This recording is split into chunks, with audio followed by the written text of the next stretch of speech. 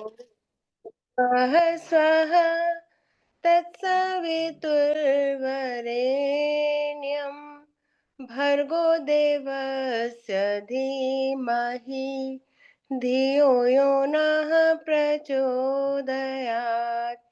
ॐ भूर्भुवः स्वः तत्सवितुर्वरेण्यं भर्गो देवस्य धीमहि धियो यो नः प्रचोदयात्।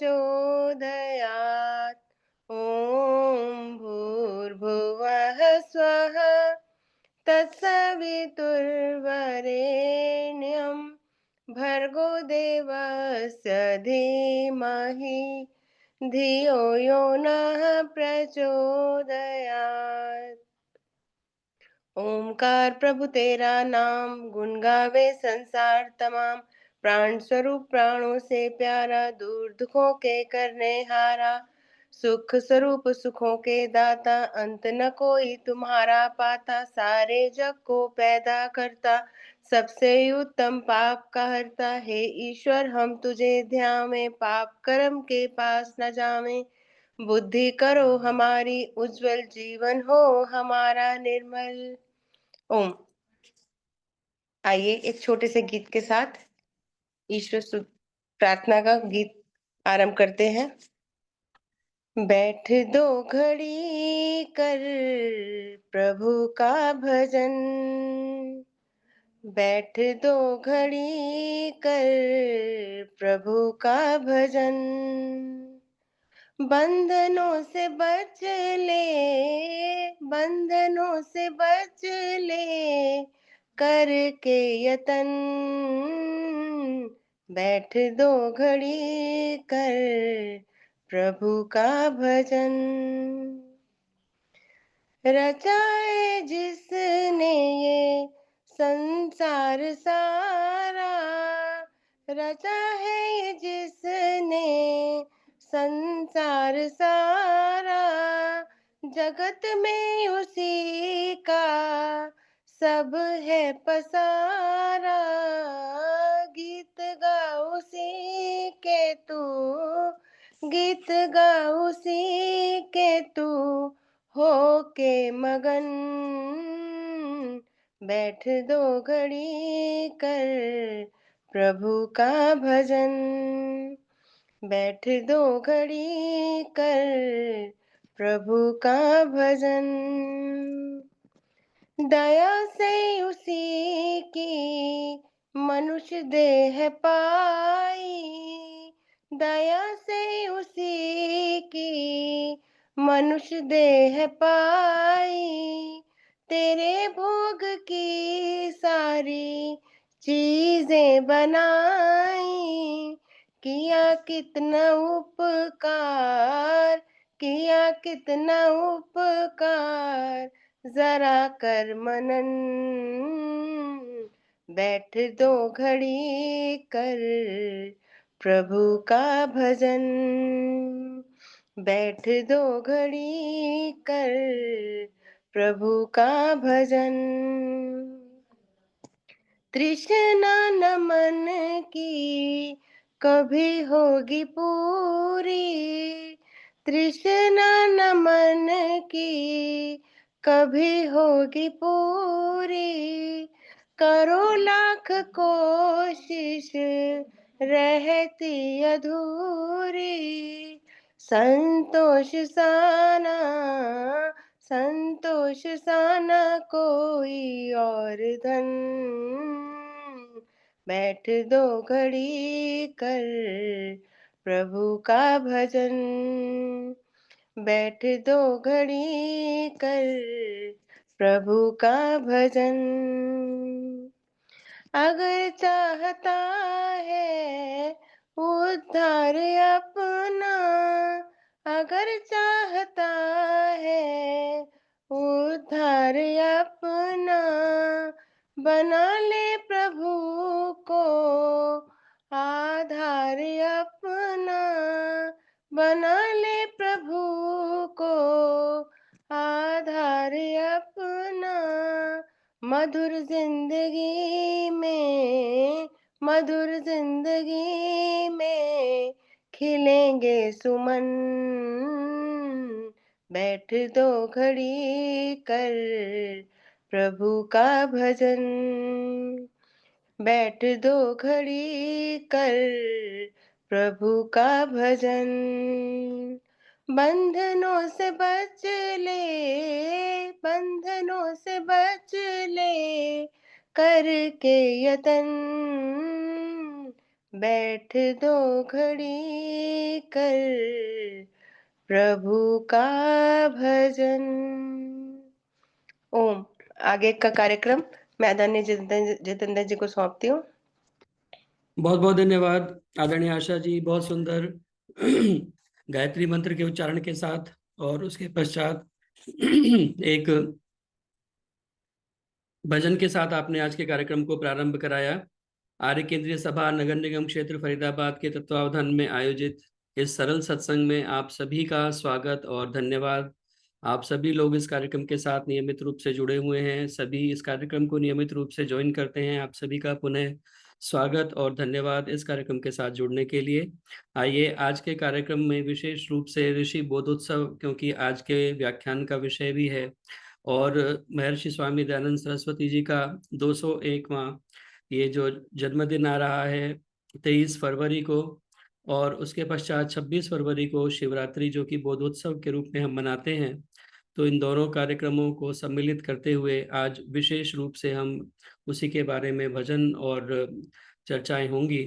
तो आइए भजनों की श्रृंखला को प्रारंभ करते हुए मेरी प्रार्थना आदरणीय माता राज लूथरा जी से कृपया आए और सर्वप्रथम वो ही आज के कार्यक्रम को अपने एक गीत के द्वारा प्रारंभ करें। और मुझे लगता है कि आज जो ऋषि का जन्म स्थान है टंकारा, उसका कुछ वो जिक्र करेंगी। तो माता राज लूथरा जी अपना गीत रखें और उसके बाद में आदरणीय कौशल्या अरोड़ा जी तैयार हैं। बहुत बहुत धन्यवाद जितेंद्र जी। मेरा आज बहुत मन कर रहा था कि टंकारा के लिए कुछ बोल लूं। छोटा सा ही बोल रही हूँ, तो मुझे पता है कि समय कम है, तो छोटा सा बोल रही हूँ। वैसे मेरे पास बड़ी लंबी कविता भी लिखी हुई है टंकारा के लिए, पूरा टंकारे की सारी चीजें हैं, लेकिन मैं अभी वो अगले दिन बोलूंगी।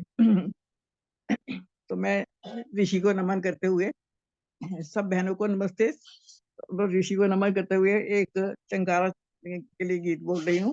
चलो टंकारा चलो। मैं तो नहीं गई, लेकिन मैं सबको ये बोलती हूँ, चलो टंकारा चलो। चलो टंकारा चलो, ऋषि के द्वार चलो। चलो टंकारा चलो, ऋषि के द्वार चलो। सब हो तैयार चलो। चलो टंकारा चलो, ऋषि के द्वार चलो। सब हो तैयार चलो।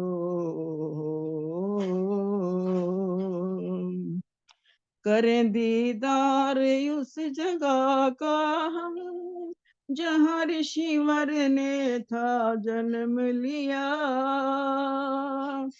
करें दीदार उस जगह का हम, जहाँ ऋषिवर ने था जन्म लिया।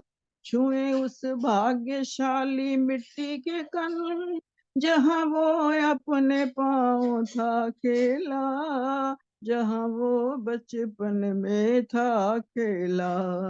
उसकी यादों के तले मन को आनंद मिले।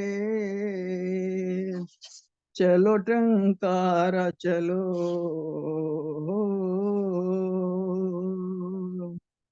चलो टंकारा चलो। पूछे उन गलियों से जाके हम, है दयानंद मेरा आज कहाँ। पूछे उनके उस शिव मंदिर से, शायद कर सके वो कुछ तो बयां। शायद कर सके वो कुछ तो बयां। आंसुओं की धार बहे मन तो अब ये ही कहे, आजा ऋषिवर ओ मेरे हो। चलो टंकारा चलो, ऋषि के द्वार चलो, सब हो तैयार चलो। तो अंत में कहा है, जिसने सब सोतों को जगाया था, खुद वो सो जाएगा कभी भी नहीं। जिसने सब सोतों को जगाया था, खुद वो सो जाएगा कभी भी नहीं। राह दिखाई थी सत्य की उसने, हमको कभी छोड़ के जाएगा नहीं, हमको कभी छोड़ के जाएगा नहीं। सब जगह आए नजर, जगा लो मन की नजर, देख लो इधर या उधर हो। चलो टंकारा चलो, ऋषि के द्वार चलो, सब हो तैयार चलो, सब हो तैयार चलो, चलो टंकारा चलो। बहुत बहुत धन्यवाद जितेंद्र जी। बहुत बहुत धन्यवाद आदरणीय माता राज लूथरा जी, बहुत सुंदर। सबको आह्वान किया, चलो टंकारा चलो, जहाँ पर महर्षि स्वामी दयानंद सरस्वती जी का जन्म हुआ और जहाँ से वो सारी स्मृतियां पुरानी जुड़ी हुई हैं, वो इतिहास जुड़ा हुआ है। जहाँ महर्षि स्वामी दयानंद सरस्वती, जब उनका बचपन का नाम मूल शंकर था और उस मूल शंकर को जो है शिव जी का व्रत रखने के लिए उनके पिता ने प्रेरित किया, और अपने पिता के उकसाने से, अपने पिता के बार बार समझाए जाने पर उन्होंने यह मान लिया कि मैं शिव जी का व्रत धारण करूंगा।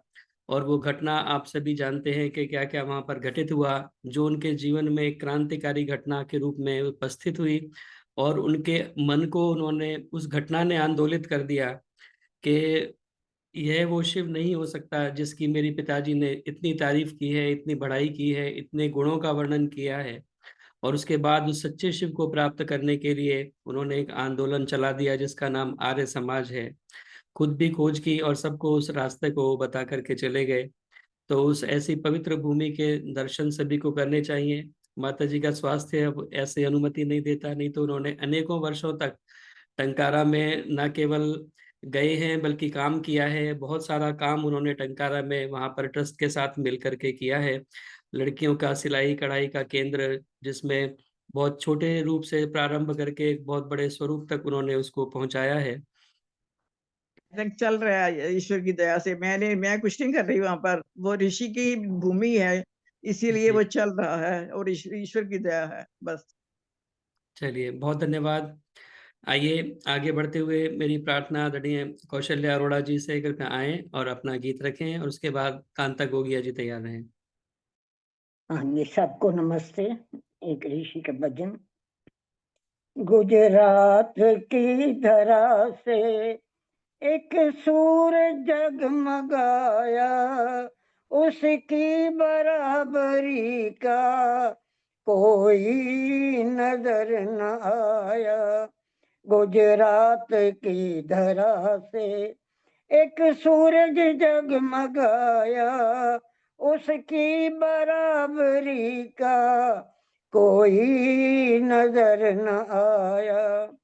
वेदों की ओर लौटो, ऋषिवर का था ये नारा। भटके जो दर बदर थे, उन्हें मिल गया किनारा। ज्योति दिखा के उसने, ज्योति दिखा के उसने तम से हमें बचाया। उसकी बराबरी का कोई नजर न आया। लाखों की संपदा को ठुकरा दिया है पल में इस बात की पताई, राणा को उस महल में जिसको तू कहता मेरी, जिसको तू कहता मेरी। तेरी नहीं ये माया, उसकी बराबरी का कोई नजर न आया। गुजरात की धरा से एक सूरज जगमगाया, उसकी बराबरी का कोई नजर न आया। दीन और अनाथों का वो बन के हबीब आया, सदियों से जो अलग थे उनको करीब लाया। मार्ग बता के सच्चा, मार्ग बता के सच्चा, जीने का ढंग सिखाया, उसकी बराबरी का कोई नजर न आया। बेदर्द इस जहान ने क्या क्या न सितम ढाए, उपकार अनगिनत हैं सत्यम गिन न जाए। उसे विष दिया था उसने, उसे विष दिया था उसने, अमृत हमें पिलाया, उसकी बराबरी का कोई नजर न आया। गुजरात की धरा से एक सूरज जगमगाया, उसकी बराबरी का कोई नजर न आया, उसकी बराबरी का कोई नजर न आया। धन्यवाद जी समय देने के लिए। बहुत बहुत धन्यवाद आदरणीय कौशल्या अरोड़ा जी। गुजरात की धरा से महर्षि स्वामी दयानंद सरस्वती जी निकल करके आए और अभी टंकारा की बात चल रही थी, उसकी बराबरी का कोई नजर नहीं आया क्योंकि वो ऋषि सब में निराला था। उस ऋषि की जहां तक पहुंच थी वहां तक अन्य समाज सुधारकों की पहुंच नहीं थी, क्योंकि 18वीं शताब्दी के अंदर बहुत सारे समाज सुधारक उस समय हुए, लेकिन वो सब कहीं ना कहीं उनकी सोच जो है वो एक सीमा तक सीमित थी। लेकिन महर्षि स्वामी दयानंद सरस्वती जी जो मूल है, वेदों तक उनकी पहुंच थी और वेदों से निकाल करके उन्होंने हमें सच्चा मार्ग दिखाया और उस परमेश्वर का सच्चा रास्ता दिखाया। सबको आह्वान किया कि वेदों की तरफ लौटो। हम सभी वेदों की तरफ लौटें और वेदों के रास्ते पर चलकर ही हम वास्तव में जो सच्चा शिव है उसकी प्राप्ति कर सकते हैं। उसका स्वरूप हमें महर्षि स्वामी दयानंद सरस्वती ने बताया और आर्य समाज के दूसरे नियम में उसके गुणों का वर्णन किया। ये ईश्वर सच्चिदानंद स्वरूप, निराकार, सर्वशक्तिमान, न्यायकारी, दयालु, अजन्मा, अनंत, निर्विकार, अनादि, अनुपम, सर्वाधार, सर्वेश्वर, सर्वव्यापक, सर्वअंतर्यामी, अजर, अमर, अभय, नित्य, पवित्र और सृष्टि करता है। ऐसे ही ईश्वर को हमें ईश्वर मानना चाहिए। जिस ये गुण जिसके अंदर हो वही वास्तव में सच्चा शिव हो सकता है। तो बहुत बहुत धन्यवाद सुंदर गीत सुनाने के लिए, महर्षि को याद करने के लिए। मेरी प्रार्थना आदरणीय कांता गोगिया जी से कृपया आए और अपना भजन रखें और उसके बाद सुदर्शन चौधरी जी कृपया तैयार रहें। हाँ जी, सब भाई बहनों को सादर नमस्ते। एक छोटा सा ऋषि का भजन है। सारी दुनिया को देखा है हमने, कोई नजरों में जचता नहीं है। एक ऐसा दयानंद मिला है, जिसके जीवन में धब्बा नहीं है। सारी दुनिया को देखा है हमने, कोई नजरों में जचता नहीं है। उसने झूठे को झूठा बताया, उसने सच्चे को सच्चा बताया। सच्चा वेदों का मार्ग दिखाया, जिसमें खटका व खतरा नहीं है। सारी दुनिया को देखा है हमने, कोई नजरों में जचता नहीं है। वह निकला था घर से अकेला, पास पैसा ना संग चेली चेला। एक ईश्वर ही उसका सहेला, जालिमों से भी डरता नहीं है। सारी दुनिया को देखा है हमने, कोई नजरों में जचता नहीं है। उसने दलितों को गले से लगाया, लाखों पतितों को पावन बनाया। मां नारी का जग में बढ़ाया, कर्जा माँ का उतरता नहीं है। सारी दुनिया को देखा है हमने, कोई नजरों में जचता नहीं है। उसने आर्य समाज बनाई, सोई भारत की जनता जगाई। वह राह आजादी की फिर बताई, आर्य बंधन में रहता नहीं है। सारी दुनिया को देखा है हमने, कोई नजरों में जचता नहीं है। एक ऐसा दयानंद मिला है, जिसके जीवन में धब्बा नहीं है। जिसके जीवन में धब्बा नहीं है। धन्यवाद जी, समय देने के लिए बहुत बहुत धन्यवाद। बहुत बहुत धन्यवाद आदरणीय कांता गोगिया जी। वास्तव में महर्षि स्वामी दयानंद सरस्वती जैसा अन्य कोई व्यक्तित्व हमें नजर नहीं आता जिसके जीवन में धब्बा नहीं है। और वो ऋषि कहते हैं कि एक जो है स्वामी जी के समय में उनका बहुत विरोधी था, और वो हमेशा ही महर्षि स्वामी दयानंद सरस्वती जी को गालियां दिया करता था।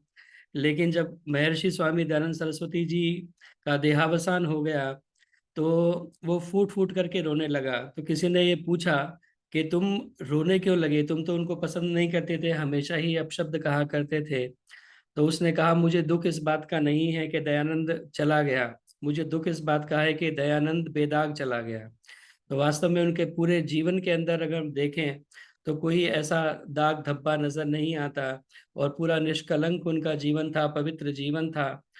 ऐसे महर्षि स्वामी दयानंद सरस्वती जी को आज हम याद कर रहे हैं, उनकी 201वीं जयंती और बोध उत्सव के उपलक्ष्य में।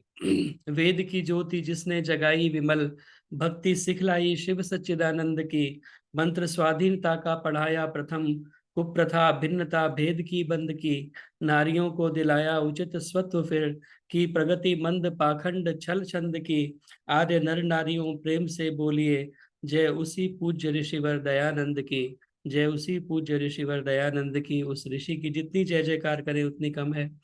बहुत बहुत धन्यवाद सुंदर गीत सुनाने के लिए। मेरी प्रार्थना आदरणीय सुदर्शन चौधरी जी कृपया आए, अपना भजन रखें, और उसके बाद में कृष्णा भाटिया जी कृपया तैयार हैं। धन्यवाद जी, बहुत बहुत। और सभी उपस्थित आर्यजनों को मेरा सादर नमन। मैं भी एक छोटा सा ही, वास्तव में छोटा सा, एक स्वामी जी का भजन बोल रही हूँ। शत शत नमन। ओ गुरुदेव दयानंद, तुझे धन्य धन्य धन, तेरी दया व उदारता ने जीत लिया मन। कैसा जादू किया तूने, ब्रह्म मेट दिया, ब्रह्म मेट दिया, ब्रह्म मेट दिया। जब से पढ़ा हमने सत्यार्थ प्रकाश को, तभी से ही भूल गए अंधविश्वास को। दूर हुए सब विघन गुरुदेव दयानंद, दूर हुए सब विघन गुरुदेव दयानंद, तेरी दया व उदारता ने जीत लिया मन। कैसा जादू किया तूने, ब्रह्म मेट दिया तूने, ब्रह्म मेट दिया तूने, ब्रह्म मेट दिया। हृदय विशाल देखो कैसा योगी राज का, लेश मात्र लोभ न था तख्ते और ताज का। तूने छुए न रतन गुरुदेव दयानंद, और तूने छुए न रतन गुरुदेव दयानंद। तेरी दया व उदारता ने जीत लिया मन, कैसा जादू किया तूने ब्रह्म मेट दिया, तूने ब्रह्म मेट दिया, तूने ब्रह्म मेट दिया। किसी ने पिलाए तुझे विष के प्याले, किसी ने बेमोल फेंके विष धर काले।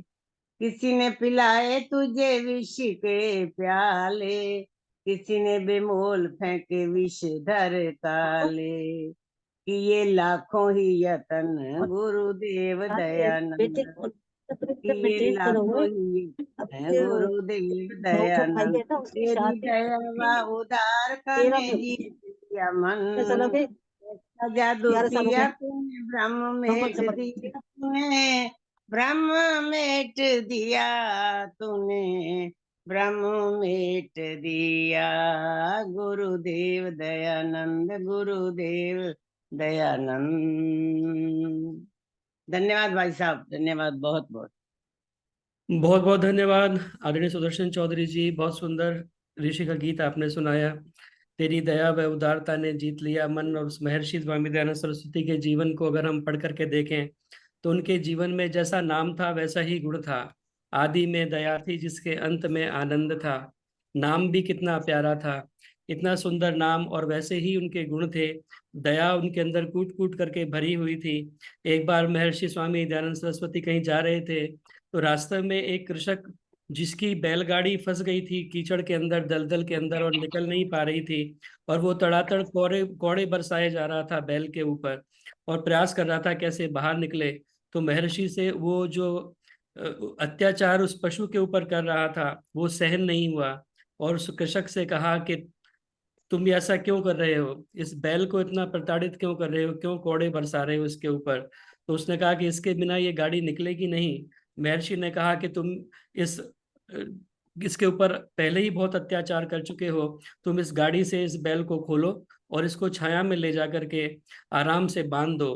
तो उसने कहा कि मैं बांध तो दूं, लेकिन मेरी गाड़ी निकलेगी कैसे। स्वामी जी ने कहा उसकी चिंता मत करो, और उसने कृषक ने जाकर के बैल को छाया में बांध दिया। महर्षि स्वामी दयानंद सरस्वती ने एक हुंकार भरी और उस बैलगाड़ी को निकाल करके कीचड़ से बाहर अकेले ही खड़ा कर दिया। तो ऐसी उनके अंदर दया, प्राणी मात्र के लिए दया थी, मनुष्य मात्र के लिए न केवल बल्कि प्रत्येक प्राणी के लिए उनके मन में दया थी। और ब्रह्मचर्य का बल इतना अधिक था कि वो देखते ही बनता था। तो ऐसे महर्षि स्वामी दयानंद सरस्वती की दया और उदारता के अनेकों किस्से सुनाए जा सकते हैं, अनेकों उनके जीवन चरित्र इसके बारे में सुनाए जा सकते हैं। जहां उन्होंने एक बलि पर एक बच्चे को ले जाकर के चढ़ाया जा रहा था, और वो माँ विलाप कर रही थी, रुदन कर रही थी। उसने कहा कि माँ, इस बच्चे को तू लेकर के जा, उस बच्चे के स्थान पर मैं बलि चढ़ने के लिए तैयार हूँ। तो ऐसी दया उनके अंदर प्रत्येक प्राणी के लिए थी, प्रत्येक जीव के लिए थी। तो आपने उनको स्मरण किया अपने गीत के माध्यम से, बहुत बहुत धन्यवाद। मेरी प्रार्थना आदरणीय कृष्णा भाटिया जी से कृपया आए और अपना गीत रखें। उसके बाद एक भजन का टाइम हो तो देना, जी ललिता तनेजा जी। टाइम हो तो एक भजन का समय हाँ देना। जी, हाँ जी, हाँ जी। जतेंद्र ललिता जी तनेजा जी मेरे को उसके भी बाद में देना तैयार हैं। टाइम। हाँ जी, जतेंद्र जी हाँ जी, हाँ शोभा जी, बत्रा, मेरे को भी देना टाइम। हाँ जी, मैंने लिख लिया। पिछली बार भी कहा था, मिला नहीं टाइम मुझे। धन्यवाद। अच्छा जी, ठीक है। अभी कृष्णा भाटिया जी आए और फिर ललिता तनेजा जी तैयार हैं। धन्यवाद जितेंद्र जी। सभी को मेरी सादर नमस्ते। जैसे कि ऋषि बोध उत्सव हम लोग मना रहे हैं, ऋषि के ऊपर ही एक भजन। दयानंद धरती पे गुजरात की, चमका किरण बन के प्रभात की।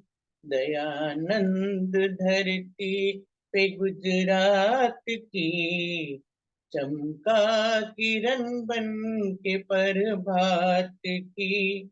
अमर हो गए माँ बाप पुत्र सजन कर, जुबां पर कदर जिसके जज्बात की, जुबां पर कदर जिसके जज्बात की, दयानंद धरती पे गुजरात की, चमका किरण बन के प्रभात की, जन्म पर बधाई मिली होगी कितनी, जन्म पर बधाई मिली होगी कितनी, हो लंबी उम्र शिशु नवजात की, हो लंबी उम्र शिशु नवजात की, चमका किरण बन के प्रभात की, क्या थी खबर ये जमाने में एक दिन, क्या थी खबर ये जमाने में एक दिन, जलाएगा शम्मा ख्यालात की, जलाएगा शम्मा ख्यालात की, चमका किरण बन के प्रभात की, दयानंद धरती पे गुजरात की, अगर मूल जगता न उस रात को, अगर मूल जगता न उस रात को, तो कुछ भी न कीमत थी उस रात की, तो कुछ भी न कीमत थी उस रात की, चमका किरण बन के प्रभात की, दयानंद धरती पे गुजरात की, आंधी क्या तूफान थे जिसके कदम को, आंधी क्या तूफान थे जिसके कदम को, कहानी अरस्तु व सुकरात की, दयानंद धरती पे गुजरात की, थे बंदे नसीबों के वो तो ऋषिवर, थे बंदे नसीबों के वो तो ऋषिवर, तुझे देखा आँखों से हर बात की, तुझे देखा आँखों से हर बात की, दयानंद धरती पे गुजरात की, चमका किरण बन के प्रभात की, वे वेदों का पैगाम देने को निकला, वो वेदों का पैगाम देने को निकला, इच्छा न थी दर जवारात की, इच्छा न थी दर जवारात की, चमका किरण बन के प्रभात की, कांटों ने दामन न उलझाया उसका, कांटों ने दामन न उलझाया उसका, मगर छेड़ फूलों में दिन रात की, मगर छेड़ फूलों में दिन रात की, चमका किरण बन के गुजरात की, चमका किरण बन के प्रभात की, वो क्या था ये कर्मठ सितारों से पूछो, वो क्या था ये कर्मठ सितारों से पूछो, फलक से जिन्होंने मुलाकात की, फलक से जिन्होंने मुलाकात की, चमका किरण बन के गुजरात की, दयानंद धरती पे गुजरात की, चमका किरण बन के प्रभात की, चमका किरण बन के प्रभात की। बोलिए ऋषिवर की जय। धन्यवाद जितेंद्र जी, समय देने के लिए आपका बहुत बहुत धन्यवाद। बहुत बहुत धन्यवाद आदरणीय कृष्णा भाटिया जी। बहुत सुंदर गीत के माध्यम से आपने ऋषिवर को याद किया। दयानंद धरती पे गुजरात की, चमका किरण बन के प्रभात की, और एक ऐसी किरण बन करके वो चमका आगे पूरे संसार को उजाला दे करके चला गया।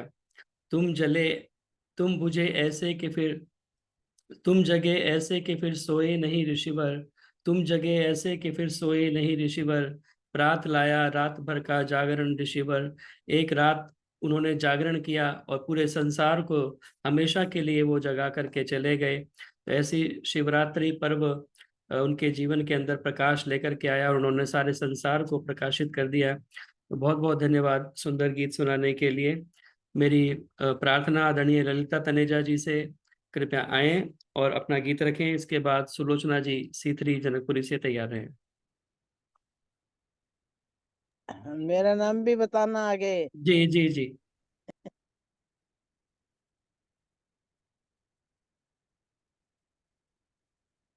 ललिता तनेजा जी अगर मेरी आवाज सुन रही है तो। जितेंद्र जी नमस्ते, मैं आशा रानी बोल रही थी। जी, ललिता तनेजा जी अभी उपस्थित नहीं है, तो एक भजन का टाइम जितेंद्र जी देना, कमला हंस। जी जी जी, ललिता जी अभी उपस्थित नहीं है, तो सुलोचना जी C3 हाँ जी, हाँ जनकपुरी से जी, आप अपना गीत रखें और इसके हाँ बाद जी, लक्ष्मी जी कृपया शोभा तैयार है। बत्रा, जी हाँ शोभा जी। सभी बत्रा को को भी सादर देना चाहिए। नमस्ते, सभी को सादर नमस्ते। ऋषि जी का ही भजन बोल रही हूँ। ओम। जितेंद्र जी हीरा। सबको भी ओ, नमस्ते। हाँ जी। ही रात अंधेरी आई, आकर आवाज लगाई, दरवाजा खोलो माई, कि शिव जी मिला नहीं, कि शिव जी मिला नहीं माँ मेरी। मैंने कल से भोजन त्यागा और सारी रात भर जागा। मैंने कल से भोजन त्यागा और सारी रात भर जागा। एक देखा नजारा अभागा, के संकट टला नहीं, के संकट टला नहीं मेरी माई।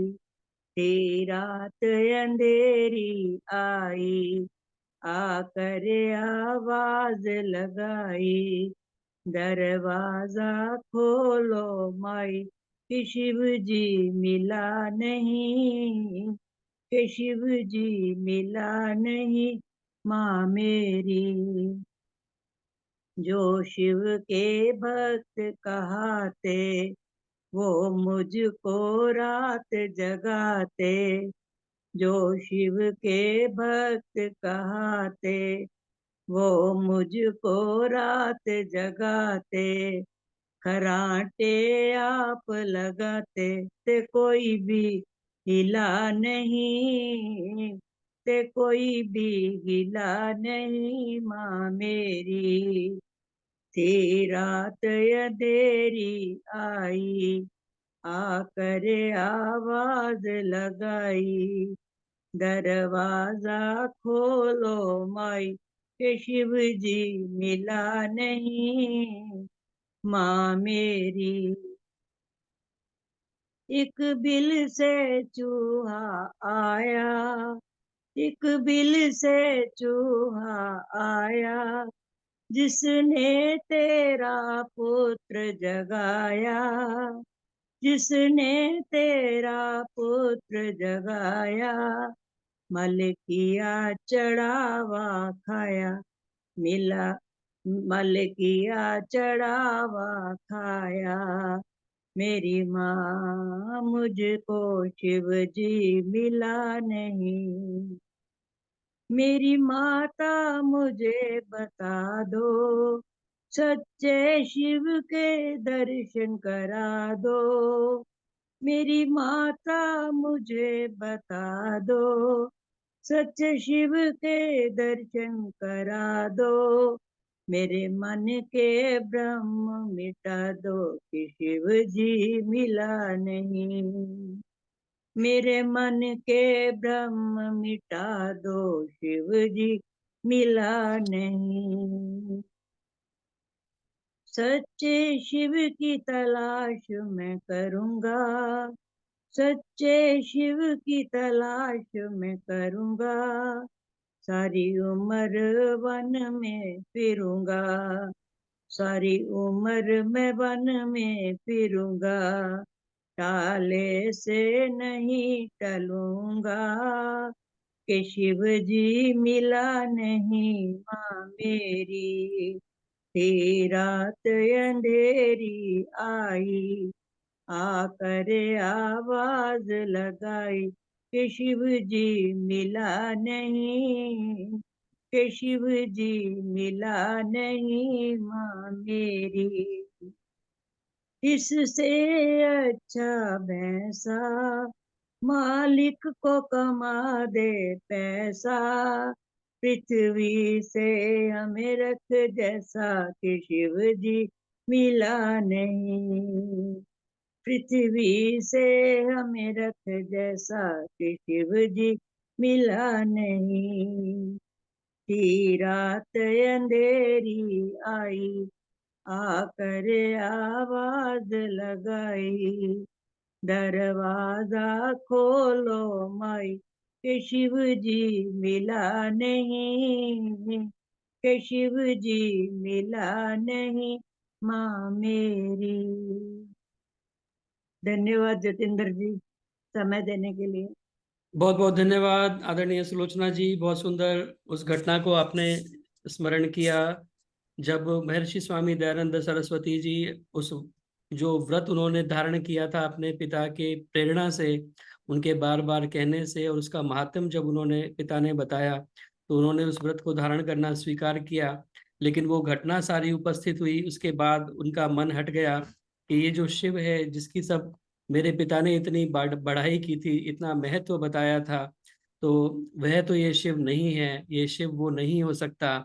तो वो उनके मन के अंदर एक क्रांति उत्पन्न हुई, और उसके बाद जब एक बार मन उनका किसी से हट जाता था तो फिर उसको निभाना भी उनके लिए भारी पड़ गया, और वो व्रत को तोड़ करके घर वापस आ गए और माता को आकर के कहा कि मुझे कुछ खाने के लिए दीजिए। तो ऐसा नहीं है कि यह कोई घटना कोई पहली बार हुई, लेकिन पहली बार वो देखने वाला उसको इस प्रकार से देख रहा था, इस रूप में देख रहा था, तो उनके अंदर एक क्रांति उत्पन्न हुई। यह बात नहीं पहले भी किसी जन ने न लखा यह मूषक था, यह बात नहीं प्रतिमा पर यह पहला शिवलिंग प्रदूषक था, यह बात नहीं पहले भी किसी जन ने न लखा यह मूषक था, पर बात की आज विशेष यही वह देख रहा गहरे तक था, वह सोच रहा शिव झूठ बना जिससे न हटा रस चूषक था, शिव दे सकता वरदान तथा अभिशाप महाप्रलयंकर है, डमरू त्रिशूल लिए फिरता उसका अतिरूप भयंकर है, इतना ममतात बखान किया वह रंच नहीं है शंकर है, इसमें कुछ शक्ति नहीं दिखती शिव रूप नहीं है कंकर है, सब में तब था वह एक जगह जग के अपना पथ सोच लिया, जग था चलता जिस पंथ रहा उस पंथ हटा पग मोड़ लिया, अतिरोष करे अब तात भले यह लो शिव का व्रत तोड़ लिया, अब से शिव छोड़ शिवालय का सच्चे शिव से मन जोड़ लिया। और उसके बाद उन्होंने उस शिवालय के शिव को छोड़ करके सच्चे शिव की खोज प्रारंभ की, और ये आर्य समाज रूपी आंदोलन हमारे सामने उन्होंने बना करके दिया। बहुत बहुत धन्यवाद सुंदर घटना को याद करने के लिए। मेरी प्रार्थना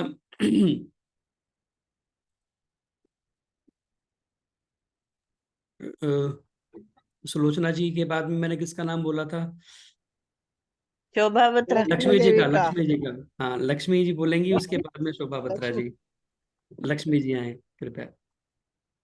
हाँ जी, आपका मैं वीडियो ऑन नहीं टंकारा है। का भजन बोल रही हूँ, क्योंकि टंकारा ही बोल रही हूँ, वीडियो टंकारा ही वीडियो जा ऑन कर रही हूँ, लीजिए। ट्रेन में हूँ इस time. Video on.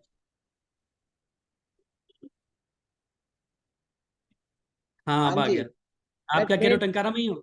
Train train जा रही हूँ, ट्रेन। अच्छा, जी टंकारा जा रहे हैं ट्रेन में। जी जी। तो टंकारा का बोल रही हूँ। हाँ हेलो, जी, आवाज भी है? आवाज आ रही है लेकिन कट रही है आपको, या तो पहले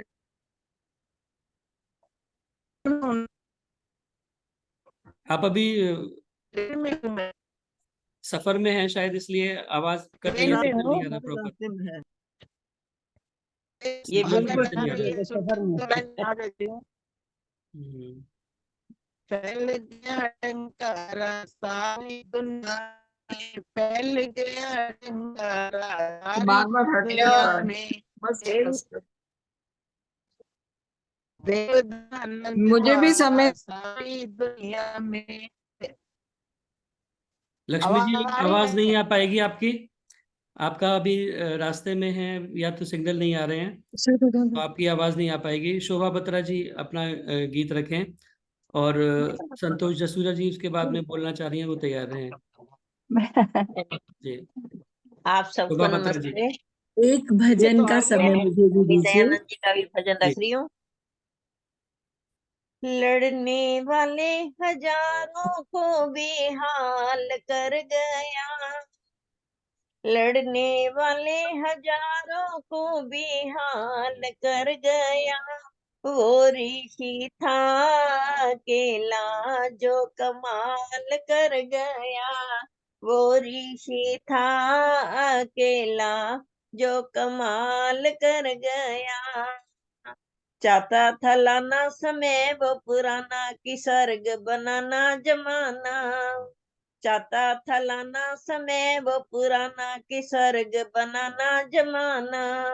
पर अविद्या ने सबको आन घेरा था, सब दिशाओं में छाया घोर अंधेरा था।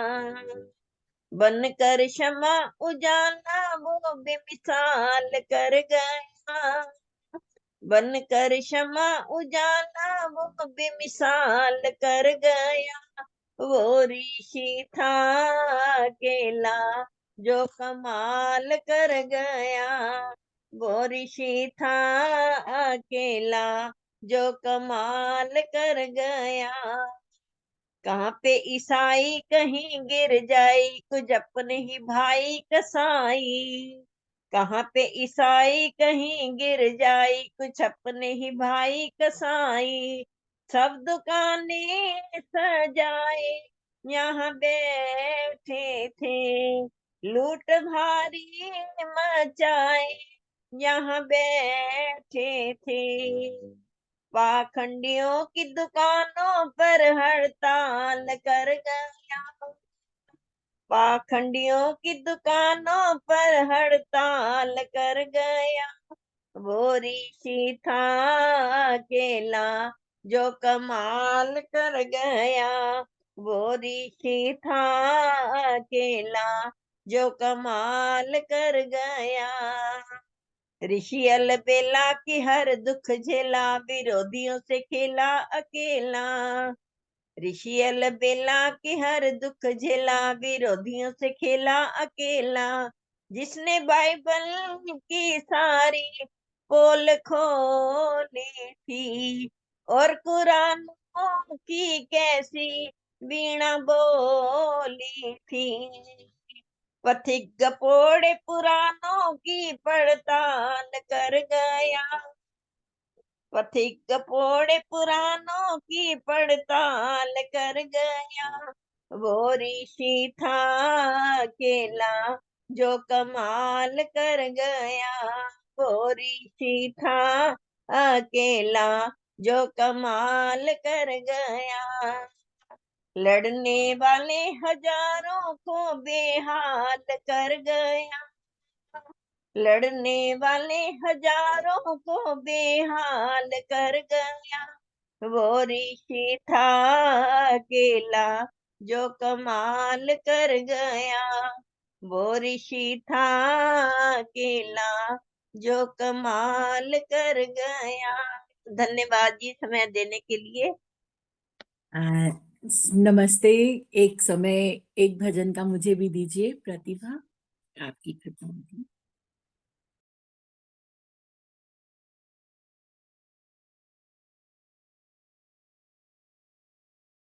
आपका माइक बंद है सरल जी, आपका जी माइक जी बंद जी है। जी, क्षमा कीजिएगा। हाँ, तो प्रतिभा जी आज तो नंबर नहीं आ पाएगा शायद, अब काफी समय हो गया है, केवल अभी एक एक गीत का ही समय बचा हुआ है। तो मेरी प्रार्थना आदरणीय संतोष जसूरा जी से वो आए और अपना गीत रखें। संतोष जसूरा जी। हाँ जी, नमस्ते जी। आपने जो इतनी सारी लाइनें कैसे जुबानी याद कर ली, बहुत सारा बोला आपने तो, बहुत सारा। बहुत अच्छा। सबको नमस्ते। आवाज आ रही है ना? आवाज हाँ आ जी आ रही रही है? है, हाँ जी आ रही है। तेरे दर ते मैं आ गईया, उन पीछे हटिया नहीं जांदा। मैं गलत भजन शुरू कर लिया। मेरे दाता जी तुसी मेहर करो, मैं दर तेरे ते आई होइया। मेरे दाता जी तुसी मेहर करो, मैं दर तेरे ते आई होइया। मेरे कर्मा वल ना देखियो जी, मैं कर्मा तू शर्माई होइया। जो दर तेरे ते आ जांदा, वो असल खजाने पा जांदा। जो दर तेरे ते आ जांदा, वो असल खजाने पा जांदा। मैनू भी खाली मोड़ी ना, मैं भी दर ते आस लगाई होइयां।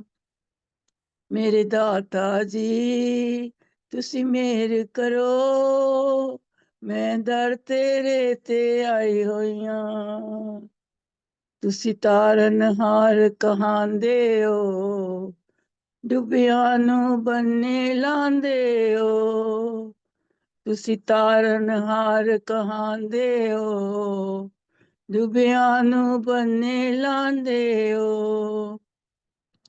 मेरा भी बेड़ा पार करो, मैं भी दुखियारन आई होइयां। मेरा भी बेड़ा पार करो, मैं भी दुखियारन आई होइयां। सब संगी साथी छूट गए, सब रिश्ते नाते छूट गए। सब संगी साथी छूट गए, सब रिश्ते नाते टूट गए। तू ही किधरे ठुकरावी ना, तू ही किधरे ठुकरावी ना। मैं सोच के ये घबराई होइयां। मेरे दाता जी तुसी मेहर करो, मैं दर तेरे ते आई होइयां। मेरे कर्मा वल ना देखियो जी, मैं कर्मा तू शर्माई होइयां। बहुत बहुत धन्यवाद। बहुत बहुत धन्यवाद आदरणीय संतोष जसूरा जी। सुंदर भावपूर्ण प्रार्थना गीत आपने बोला। उस परमपिता परमात्मा के दरबार में जो भी आता है वो निराश होकर के नहीं जाता है। निश्चित रूप से जो उसके रास्ते पर आगे बढ़ता है उसे परमपिता परमात्मा उसकी बाह पकड़ लेते हैं और उसे भवरूपी सागर से पार कराने का वो पूरा प्रयास उनकी तरफ से एक प्रेरणा के रूप में हमें मिलता है। तो ऐसे ही आपने सुंदर भावपूर्ण गीत बोला। परमपिता परमात्मा से इसी प्रकार की सुंदर प्रार्थनाएं हम किया करें। आइए आगे बढ़ते हुए आज भजनों की श्रृंखला को हमें यहीं पर विराम देना होगा। बहुत सारे लोगों के भजन आज हम नहीं सुन पाए। प्रयास करेंगे अगली बार सभी का और अधिक से अधिक हम सुन पाएं। अगली बार विशेष रूप से हम भजन संध्या का ही आयोजन करेंगे ऋषि जन्मोत्सव और बोधोत्सव के उपलक्ष्य में। तो अधिक से अधिक जिनका आज क्रम नहीं आ पाया भजन का, उनके भजनों को भी हम सुन पाएंगे। आदरणीय प्रतिभा खुराना जी का भजन अभी रह गया। नीलम खनुजा जी जुड़ी हुई हैं, किरण सोनी जी जुड़ी हुई हैं, संतोष धर जी जुड़ी हुई हैं। तो और भी बहुत सारे भजन आज अमृत देवा जी ने भी लिखा था। तो उन सभी को क्षमा प्रार्थी होते हुए आज भजनों की श्रृंखला को यहीं पर विराम देंगे। एक बार पुनः आप सभी का स्वागत और धन्यवाद इस कार्यक्रम में उपस्थित होने के लिए। यह सामान्य निर्देश आप सभी को विदित है, इसलिए दोहराने की आवश्यकता नहीं है। कार्यक्रम फेसबुक पर भी लाइव चलता है और अभी भी लाइव चल रहा है। वहां जाकर बाद में भी आप इस कार्यक्रम को आर्य केंद्रीय सभा नगर निगम क्षेत्र फरीदाबाद के फेसबुक पेज पर देख सकते हैं। वहां जाकर के देखें, लाइक करें, कमेंट करें, शेयर करें, ताकि अधिक से अधिक लोगों तक यह कार्यक्रम पहुंच सके। स्वेच्छानुसार दान देने के लिए मेरा मोबाइल नंबर है, इस पर फोन पे, पेटीएम, यूपीआई इत्यादि के माध्यम से आप अपना सात्विक दान भेज सकते हैं। इस बीच में हमें आदरणीय किरण सोनी जी की तरफ से 500 रुपए का दान प्राप्त हुआ, और भरत सचदेवा जी गुरुग्राम, उनकी तरफ से 500 रुपए का दान प्राप्त हुआ है। उनका बहुत धन्यवाद। आज विशेष रूप से हम जन्मोत्सव और बोधोत्सव का कार्यक्रम इस सभा के अंदर मना रहे हैं, क्योंकि महर्षि स्वामी दयानंद सरस्वती जी की 201वीं जयंती 23 तारीख को जो है फागुन कृष्ण दशमी के उपलक्ष्य में उनकी रहेगी, और 26 तारीख शिवरात्रि को बोधोत्सव मनाया जाएगा। तो इसी उपलक्ष्य में आर्य केंद्रीय सभा फरीदाबाद की ओर से भी एक बहुत सुंदर कार्यक्रम का आयोजन 23 तारीख रविवार को किया जा रहा है, जो कि प्रातः 8:30 बजे से 9:30 बजे तक यज्ञ होगा, 9:30 से 10 बजे तक जलपान, और उसके बाद 10 से 1 बजे तक यह पूरा कार्यक्रम चलेगा। महर्षि दयानंद उपवन सेक्टर 10 डीएलएफ फरीदाबाद में, जो एक अभी पीछे बनाया गया था पीके मित्तल जी इत्यादि के द्वारा, तो वहां पर यह कार्यक्रम होगा। और मुख्य वक्ता के रूप में आदरणीय आचार्य छवि कृष्ण जी दिल्ली से उपस्थित रहेंगे, और भजनोपदेशक के रूप में आचार्य श्रुति शास्त्री जी जयपुर से इस कार्यक्रम में उपस्थित रहेंगी। तो और भी बहुत सारे गणमान्य अतिथि, सन्यासी, विद्वान लोग इसके अंदर उपस्थित होंगे। आप सभी से प्रार्थना है अधिक से अधिक संख्या में 23 तारीख रविवार को इस कार्यक्रम में पहुंच करके आप महर्षि को अपने श्रद्धा सुमन अर्पित करें। आइए, आज के कार्यक्रम में हमारे मध्य में उपस्थित हैं आदरणीय राज गुलाटी जी, सेक्टर 15 सोनीपत की जो प्रधाना है आर्य समाज की, और बहुत ही सुंदर सरल तरीके से अपने विचारों को हम तक वो पहुंचाती हैं। पहले भी आप उनके कार्यक्रमों को सुनते रहते हैं, तो आज हमारे मध्य में उपस्थित हैं। पुनः उनका बहुत बहुत स्वागत और धन्यवाद इस कार्यक्रम में उपस्थित होने के लिए, अपना समय देने के लिए। और आज ऋषि बोधोत्सव के उपलक्ष्य में ही इसी विषय को लेकर के वो हमें कुछ प्रेरणा देंगे। मेरी प्रार्थना, आदरणीय राज गुलाटी जी कृपया आएं और हम सभी को मार्गदर्शन दें, लाभान्वित करें। आदरणीय राज गुलाटी जी। ओ मेरी आवाज आ रही है? ठीक। ओम उक्त्वाग्ने दिवे दिवे दोषावस्तध्या वयं नमो भरन्तेमसि नमो भरन्तेमसि। आर्य केंद्रीय सभा नगर निगम क्षेत्र के सत्संग चलाने के अधिकारी संचालक भ्राता श्री जितेंद्र सरल जी और बहन मंत्री और प्रभारी उषा चितकारा जी और उनका सभी आपका सारा मंत्रिमंडल और सभी यहाँ उपस्थित धर्म प्रेमी, वेद प्रेमी, आर्य धर्म के मानने वाले सभी आर्य बंधुओं,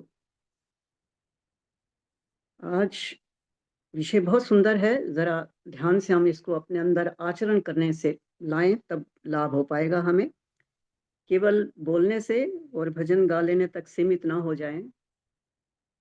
जैसे हमारे आर्य समाज ऋषि दयानंद के दीवाने मस्ताने दीवाने बिल्कुल शांत रूप से काम कर रहे हैं, कोई शोर शराबा नहीं। अपने ऋषि के प्रति अपने ऋण को उतार तो सकते नहीं है, लेकिन कृतज्ञता का प्रकाशन करते हुए, अपना जीवन सुधारते हुए, इलोक और परलोक सुधारते हुए बहुत काम कर रहे हैं। लेकिन इतना मैंने देखा है, बाकी मत मतांतरों में शोर बहुत है, जोर नहीं है। शोर शोर है बस। लेकिन यहाँ आर्य समाजों के आयोजनों में शोर बहुत कम, लेकिन जोर बहुत है। तो इसी को ध्यान में रखते हुए हम अपने जीवन में हर चीज को आचरण में लाएं, तो वही हमारा धर्म बनता है। तो आज हम ऋषिवर के बारे में बात करेंगे। पहले तो देखें, हम ऋषि, बच्चे एक प्रश्न पूछते हैं घर में कि उस जैसा ऋषि क्यों नहीं आया अब तक। ये एक बहुत बड़ी समस्या है घरों में। वास्तव में बात तो ठीक है, बस उस जैसा ऋषि मुझे लगता नहीं को आ भी पाए। बहुत मुश्किल है। जब तक पूरा समर्पण उस ऋषि का आप देखेंगे हम कैसे वो हमारे लिए उन्होंने काम किया, उनको विष दे दिया हम लोगों ने, उसने हमें अमृत दिया, उसको सुला दिया हम लोगों ने, उसने हमें जगा दिया। तो ऐसा ऋषिवर कहाँ मिल पाएगा, बड़ा मुश्किल है। टंकारा में जन्म हुआ, कहते हैं टंकारा का मूल सितारा, टंकारा का मूल सितारा, नभ से प्यारा पृथ्वी प्यारा, उसने ऐसा बोध निहारा। आज बोध के ऊपर बात करनी है। उसने ऐसा बोध निहारा जिसने सकल विश्व को तारा। सिर्फ भारतवर्ष ही नहीं है, सारा संसार उनके गीत गाता है, उनके गुण गाता है, उनको समझता है, अंदर से मानता है, चाहे बाहर से कोई कुछ कहे। असली बात होती है अंदर से मानने की।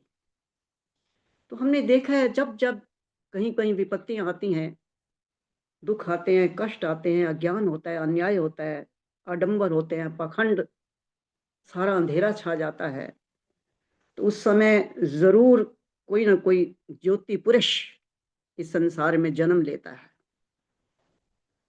ऐसा ही हुआ यहाँ भी। सारा वैदिक वन, वैदिक उपवन, सब कुछ खत्म हो गया था। वेद का पढ़ना पढ़ाना तो बिल्कुल तिरोहित हो चुका था, लोग जानते ही नहीं थे। वेदों को ले गया उठा के भस्मासुर। भस्मासुर है क्या? कुछ नहीं, अज्ञान है, कुछ नहीं, कोई राक्षस नहीं भस्मासुर, अज्ञान रूपी राक्षस भस्मासुर है। वेद तो हैं, थे और रहेंगे, अनादि हैं। तो इस प्रकार की भावना से हमारे परमात्मा ने हमारे पर कृपा करके इस भारतवर्ष को बचाने के लिए, जहां और भी बड़े बड़े महान पुरुषों के जन्म हुए, राम कृष्ण गुरु नानक, बड़े बड़े जन्म हुए, वहां एक बहुत बड़ा सितारा जो टंकारा का मूल सितारा, उसने भी जन्म लिया दिव्य आत्मा के रूप में। उनका जन्मदिन अभी शायद 23 को है, 200 वर्ष पूरे हो चुके हैं लगभग। तो ऐसा ही एक सितारा ने जन्म लिया। थोड़ा इस विषय में थोड़ा ज्ञान दूंगी, आगे हम ऐसी चीजों पर बढ़ेंगे, कुछ नई सी चीजें होंगी आपके सामने, उसको सुनने का प्रयास करेंगे। जन्म या इस प्रकार की शिक्षा वगैरह थोड़ा सा अंश लेंगे। तो जब माता अमृताबाई और पिता कृष्ण तिवारी के घर में जन्म हुआ, पहला बच्चा था, बड़ा खुशी से सबने पालन पोषण करने में सारे तत्पर थे। 5 वर्ष का होते हुए ज्ञान भी प्राप्त करने का प्रयास हो गया, जो संस्कार 8 वर्ष में हो गया, और उसके बाद वेदों का अभ्यास भी कराया गया। लेकिन बड़ी बात यहाँ ये है, होड़ थी एक होड़, होड़ लग गई शैव बनाने की, क्योंकि माता पिता सारा परिवार शैव मत का था, शैव मत अनुयायी थे वो। इस तरफ लाने के लिए होड़ लग गई। तो अब लेकिन होड़ ये थी, ये शैव बने, ईश्वर की भी होड़ थी। ईश्वर चाहते थे कि ये शिव बने। अब जीतना तो, विजय तो ईश्वर की होनी थी। ईश्वर ने भेजा है इस संसार में उसको, शिव बनने के लिए भेजा है, शिव को खोजने के लिए भेजा है, हमें बताने के लिए भेजा है कि शिव क्या है। तो इसी प्रकार एक व्रत रखवाया गया, जो अभी बहनें भजन बोल रही थी, बहुत सुंदर भजन थे वो। उपवास रखा गया। लेकिन इतना मैं यह कहूंगी कि उस उपवास में मूल शंकर को पता चल गया उसी थोड़े से छोटे से समय में, और वो घर भी चला गया। पिता ने उसकी स्थिति को देख करके घर भी भेज दिया, भाई छोड़ दो, सारे सो गए। उसने जो तमाशा देखा वो सभी को पता है। लेकिन मैं ये कहूंगी कि हम अभी तक नहीं संभले, हमें बोध नहीं हुआ। ऋषि को तो 1 मिनट में बोध हो गया, कमाल है भाई। हमें अब तक बोध नहीं हुआ, अब तक बोध नहीं हुआ। और इसके लिए मैं एक बात ये कहती हूँ, सभी को पता है, पौराणिक, मैं कोई किसी के लिए अटैक करने के लिए बात नहीं कर रही, सत्य बात कर रही हूँ कि जब शिव की प्रतिमा पर देखा, चूहा देखा, और पिता ने बालक को समझाने के लिए कहा, कोई बात नहीं, ये प्रतिमा है, असली शिव तो पर्वतों पर हैं। बच्चे के मन में तो खलबली मचनी थी, भाई ये शिव तो है नहीं, जिसने कल्याणकारी शिव नहीं है, जिसने सृष्टि को रचा है वो शिव नहीं है। मैं ये समझती हूँ कि हम लोगों को पता है कि चूहा सवारी किस चीज की है। चूहा जो है वो सवारी किसकी है? गणेश की सवारी है। गणेश कौन है? गणेश शिव का बेटा है। और एक बेटे की सवारी पिता पर आक्रमण करे, देखो बात जची ने, पिता पर आक्रमण करे। थोड़ा एग्जाम्पल देखिए आप, मान लिया मेरा बेटा है, आपका बेटा है, उसका वाहन हमारे पर कैसे चढ़ाएगा? वो क्या शोभा देगा क्या? कितनी खलबली मचेगी भाई। सारी आसपास के लोग भी बुराई करेंगे कि बेटे ने पिता के ऊपर वाहन चढ़ा दिया। और वो वाहन कैसा होगा? नकली। वो तो सचमुच जीव वाला था, वो तो मलमूत्र भी कर रहा था, मूर्ति का सामान भी उठा रहा था। तो अब तक हमें ना समझ आई और हम ऋषि का अनुकरण करने चले हैं। पहले अपने आप के अंदर शिव को धारण तो करें। हम शिव को कैसे धारण करें, ये कोई बहुत बड़ी समस्या नहीं है। तो इसके लिए अब हमने ये देखना है कि जब बच्चा हो, हम अभी तक नहीं सुलझे, मतलब हमें जो है बोध नहीं हुआ, तो ऋषि ने पहले खुद बोध प्राप्त किया और बाद में उसने जो है बोध देने का प्रयास किया, हमें बोध मिला। कितने परिपक्व तरीके से छोटा बच्चा और परिपक्वता देखते हैं हम, वो ऐसा क्यों था? थोड़ा सा इस चक्कर में हम इसमें देखें कितनी जल्दी कैसे प्राप्त हुआ। छोटी सी उम्र में, 14 साल की उम्र में घर त्यागा, और वो घर क्या त्यागा, उसके बाद टंकारा की धरती को त्यागते समय उसने 2 सपने लिए थे कि सच्चे शिव को प्राप्त करना और मृत्युंजयी बनना। ये इतने बड़े सपने कैसे पूरे हो सकते हैं? क्योंकि वो एक बहुत आदित्य ब्रह्मचारी बन गया। छोटी सी बात यहां लूंगी, मेरा एक सोनीपत में प्रवचन था, इसी बोध पर्व पर था शायद, मुझे ऐसा लग रहा है, काफी टाइम हो गया। तो मैंने आदित्य ब्रह्मचारी के ऊपर बात कर दी। मैंने कहा कि आदित्य ब्रह्मचारी सब ब्रह्मचारियों में से जो सर्वश्रेष्ठ आदित्य ब्रह्मचारी रहे हैं वो महर्षि स्वामी दयानंद थे। ये बात सुनने की है, इसी में ही आएगी। तो एक बच्चे ने खड़े होकर के, नौयुवा था वो, खड़ा होकर मुझे कहने लगा कि भाई आपने केवल और केवल ऋषि दयानंद को कैसे कह दिया? क्या और कोई आदित्य ब्रह्मचारी नहीं हुए? मैंने कहा बिल्कुल हुए हैं। पहले तो तुम्हारा फर्ज नहीं था, बाद में पूछते। अगर आप बीच में पूछ रहे हो तो सुनिए। सब वहां कहने लगे कि नहीं, आप अभी जवाब दे दीजिए, कोई बात नहीं, हम समय आपको दे देंगे। मैंने कहा सुन लीजिए।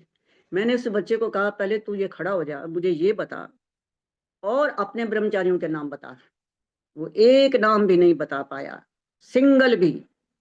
तो मैंने कहा चलो मैं तुझे, तेरे प्रश्न का उत्तर भी मैं देती हूँ और जो तूने नहीं बताया उसका उत्तर भी मैं देती हूँ। कहने लगा ठीक है। मैंने उसे ये बताया, मैंने जो आदित्य ब्रह्मचारी कहा है उसको जरा जवाब सुन ले। उसमें कोई स्वार्थी गंध नहीं थी। पहले ब्रह्मचारी मैंने नाम बताती गई, कोई सीरियल नहीं, वैसे सीरियल वाइज नहीं, वैसे बताती गई। भीष्म पितामह ब्रह्मचारी हुए हैं, निश्चित रूप से हुए हैं, लेकिन उन्होंने अपने पिता की तुच्छ भावना को पूर्ण करने के लिए ब्रह्मचर्य का व्रत धारण किया था। क्योंकि उस लड़की के पिता ने पहले कह दिया था भाई विवाह तब करूंगा जब तुम्हारे जो बेटा है उसकी संतान राज्य को नहीं संभालेगी, मेरी बेटी से उत्पन्न हुई संतान राज्य संभालेगी। इससे भीष्म पितामह ने एक कड़ी प्रतिज्ञा ले ली थी, मेरे पिता के विवाह हो जाए मैं विवाह नहीं करूंगा। सुन लिया बेटा तुमने, मैंने उसको बोला। तो ये इसमें ये स्वार्थ की भावना, अपने पिता की तुच्छ कामना थी, ये कोई अच्छी कामना नहीं थी, उसको पूरा किया। हालांकि वो बहुत बड़े भीष्म पितामह थे, लेकिन पिता के लिए उन्होंने ऐसा काम किया।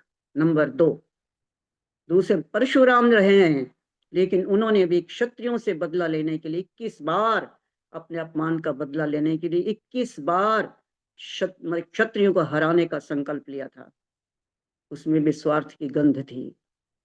नंबर 3, हमारे हनुमान जी, बहुत बड़े वीर हनुमान जी, जिनकी सदा ही जय होती है और होती भी रहेगी। निश्चित रूप से वो बलवान थे। शायद वो ना होते तो सीता भी जल्दी में प्राप्त नहीं हो सकती थी। उन्होंने जो ब्रह्मचर्य धारण किया, कहीं देख लो, सारा काम, सारा जीवन उन्होंने अपने राम की सेवा में, उनके सारे परिवार की सेवा में लगा दिया। अच्छी बात है, होना चाहिए था, कोई बुरी बात नहीं है। लेकिन मैंने कहा अब बता तू, हमारे ऋषि ने किस लिए धारण किया? आदित्य ब्रह्मचारी कैसे बने? अब खुद जवाब दो आप। उसने कौन सा स्वार्थ किया? कौन सा स्वार्थ अपना पूरा किया? सबको छोड़ा, घर, माँ बाप सब कुछ छोड़ दिया, पूर्ण रूप से छोड़ दिया। और हमारे लिए क्या, देश के लिए क्या, राष्ट्र के लिए किया। इससे बढ़कर और आदित्य ब्रह्मचारी कौन हो सकता है? बहुत सेटिस्फाइड हो गया बच्चा। मैं इसके साथ ये भी जोड़ूंगी कि हमें किसी की बात जो होती है उसका जवाब देना भी चाहिए, ताकि सेटिस्फाइड हो जाए आदमी, तब जाके जोड़ता है। ये बात हो गई यहाँ। अब मैं थोड़ी सी एक और, मैं इस तरीके से बातें जो कुछ हमारे जीवन में लाभकारी हो, हमारे बच्चों को जो आगे इसको देख रही वीडियो को, उनको भी लाभ हो, सच्चाई भी पता चले, तो इस प्रकार की बातें करें। अब बात आती है हमारी कि ऋषिवर दयानंद को बोध जो हुआ, इतना शानदार बोध हुआ, शानदार मैं ये कहूंगी। 14 वर्ष में घर में रहते रहते, नंबर 1 पहला जो हमने चूहे का देखा, दुनिया मुझे कहती है कि ऋषि जो आर्य समाजी हैं, केवल चूहे की कहानी बोल देते हैं और अपना जो है कर्तव्य में चूहे की कहानी जरूर सुनाते हैं। अरे भले लोगों, जिस चीज का बोध हुआ है वो चूहा क्या चूहा है, तुम्हें पता है? तो इस बात का तो पता नहीं क्या बता गया वो, और तुम तो निर्बोध हो, जो सामने देख रहे हो और समझ नहीं रहे हो। ना हींग लगे, ना फिटकरी, रंग भी चोखा होए। एक वैज्ञानिक खोज करता है, नियम बने हुए होते हैं, वो नियम नहीं बनाता। नियम बिल्कुल अनादि हैं। पानी कैसे बनता है? अनादि है। नियम सारे अनादि है। आकर्षण शक्ति पृथ्वी में है, अनादि है। कोई ये साइंटिस्ट ने नहीं बनाई। साइंटिस्ट जो है वो खोजता है, खोजता। अब ऋषिवर ने एक चूहे से खोज कर ली कि ईश्वर के सत्य स्वरूप की ये ईश्वर नहीं है। तुमसे कितना पैसा लिया, कितना पैसा माँ बाप का लगाया, कितना पैसा सरकार से लिया, इतनी बड़ी खोज एक चूहे के माध्यम से कर दी, ईश्वर के सत्य स्वरूप का बखान कर दिया। इससे ज्यादा और क्या चाहिए? और यहाँ नंबर बोध वन बोध हो गया। अब मैं कई बोध, सिर्फ उसने हमें ये नहीं बस बोध दिया। आज बोध दिवस है, आत्मावलोकन दिवस है, ये जो भी है आत्मावलोकन। तो ऋषिवर ने क्या दिया हमें? ईश्वर का सत्य स्वरूप बता दिया, खुद भी जाना और हमें भी बताया। नंबर 2 पहला बोध हो गया। मैं यहाँ पर त्रय विद्या पर आऊंगी, त्रैत्ववाद पर आऊंगी, ध्यान देना, इसे चूहे के माध्यम से। नंबर 1। दूसरी बात ये हो गई, उनकी बहन का देहांत हो गया और वो बिल्कुल नहीं रोए। सब घर वालों ने कह दिया कि ये तो बड़ा निर्मोही है, लेकिन इसमें भी बहुत बड़ी बात थी।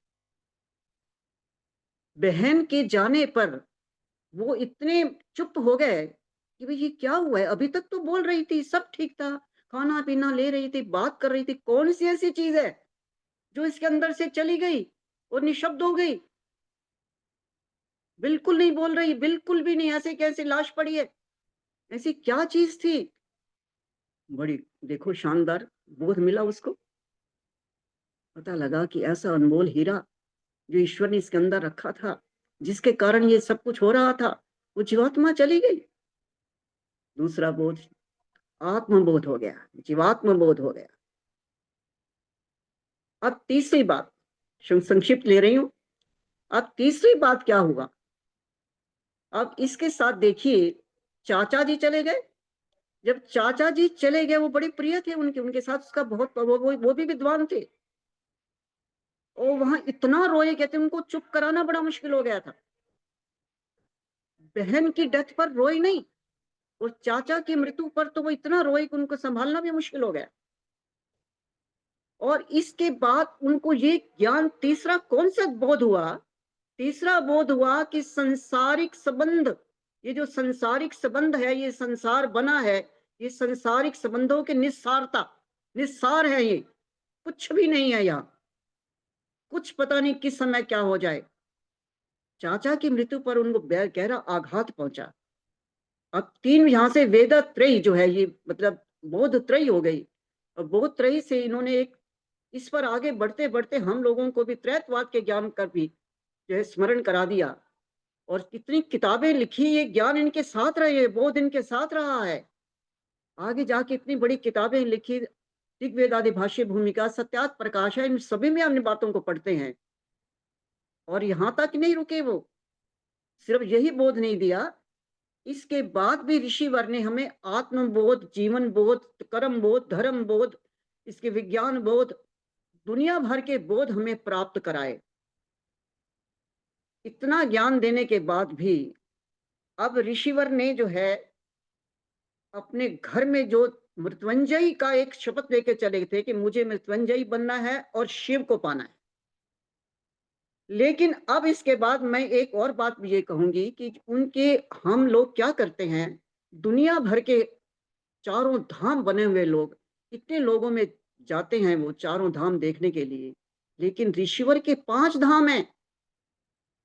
कभी हमने कोशिश भी नहीं की। हाँ, मैंने तो देखे हैं, लेकिन हमें यारा फर्ज बनता है कि कम से कम इस ऋषिवर की सच्ची श्रद्धांजलि भी तभी होगी हम इस ऋषिवर के धामों में जाएं, वहां कुछ दें, और जो है उसको और भी ज्यादा में, आप टंकारा में लोग जा रहे, अच्छी बात है, ये शुक्र करें हम कि इस टंकारा में जो भी गुरुकुल है या उन वहां के लोगों ने, और यहाँ के भारत वाले जितने भी लोग वहां जाते हैं दे के भी जाते हैं, और ऋषि का धाम वैसे बना हुआ है। ये भी ऋषि का एक बड़ा धाम टंकारा जन्म धाम है, ऋषि का जन्म धाम टंकारा, इसको सजाना चाहिए।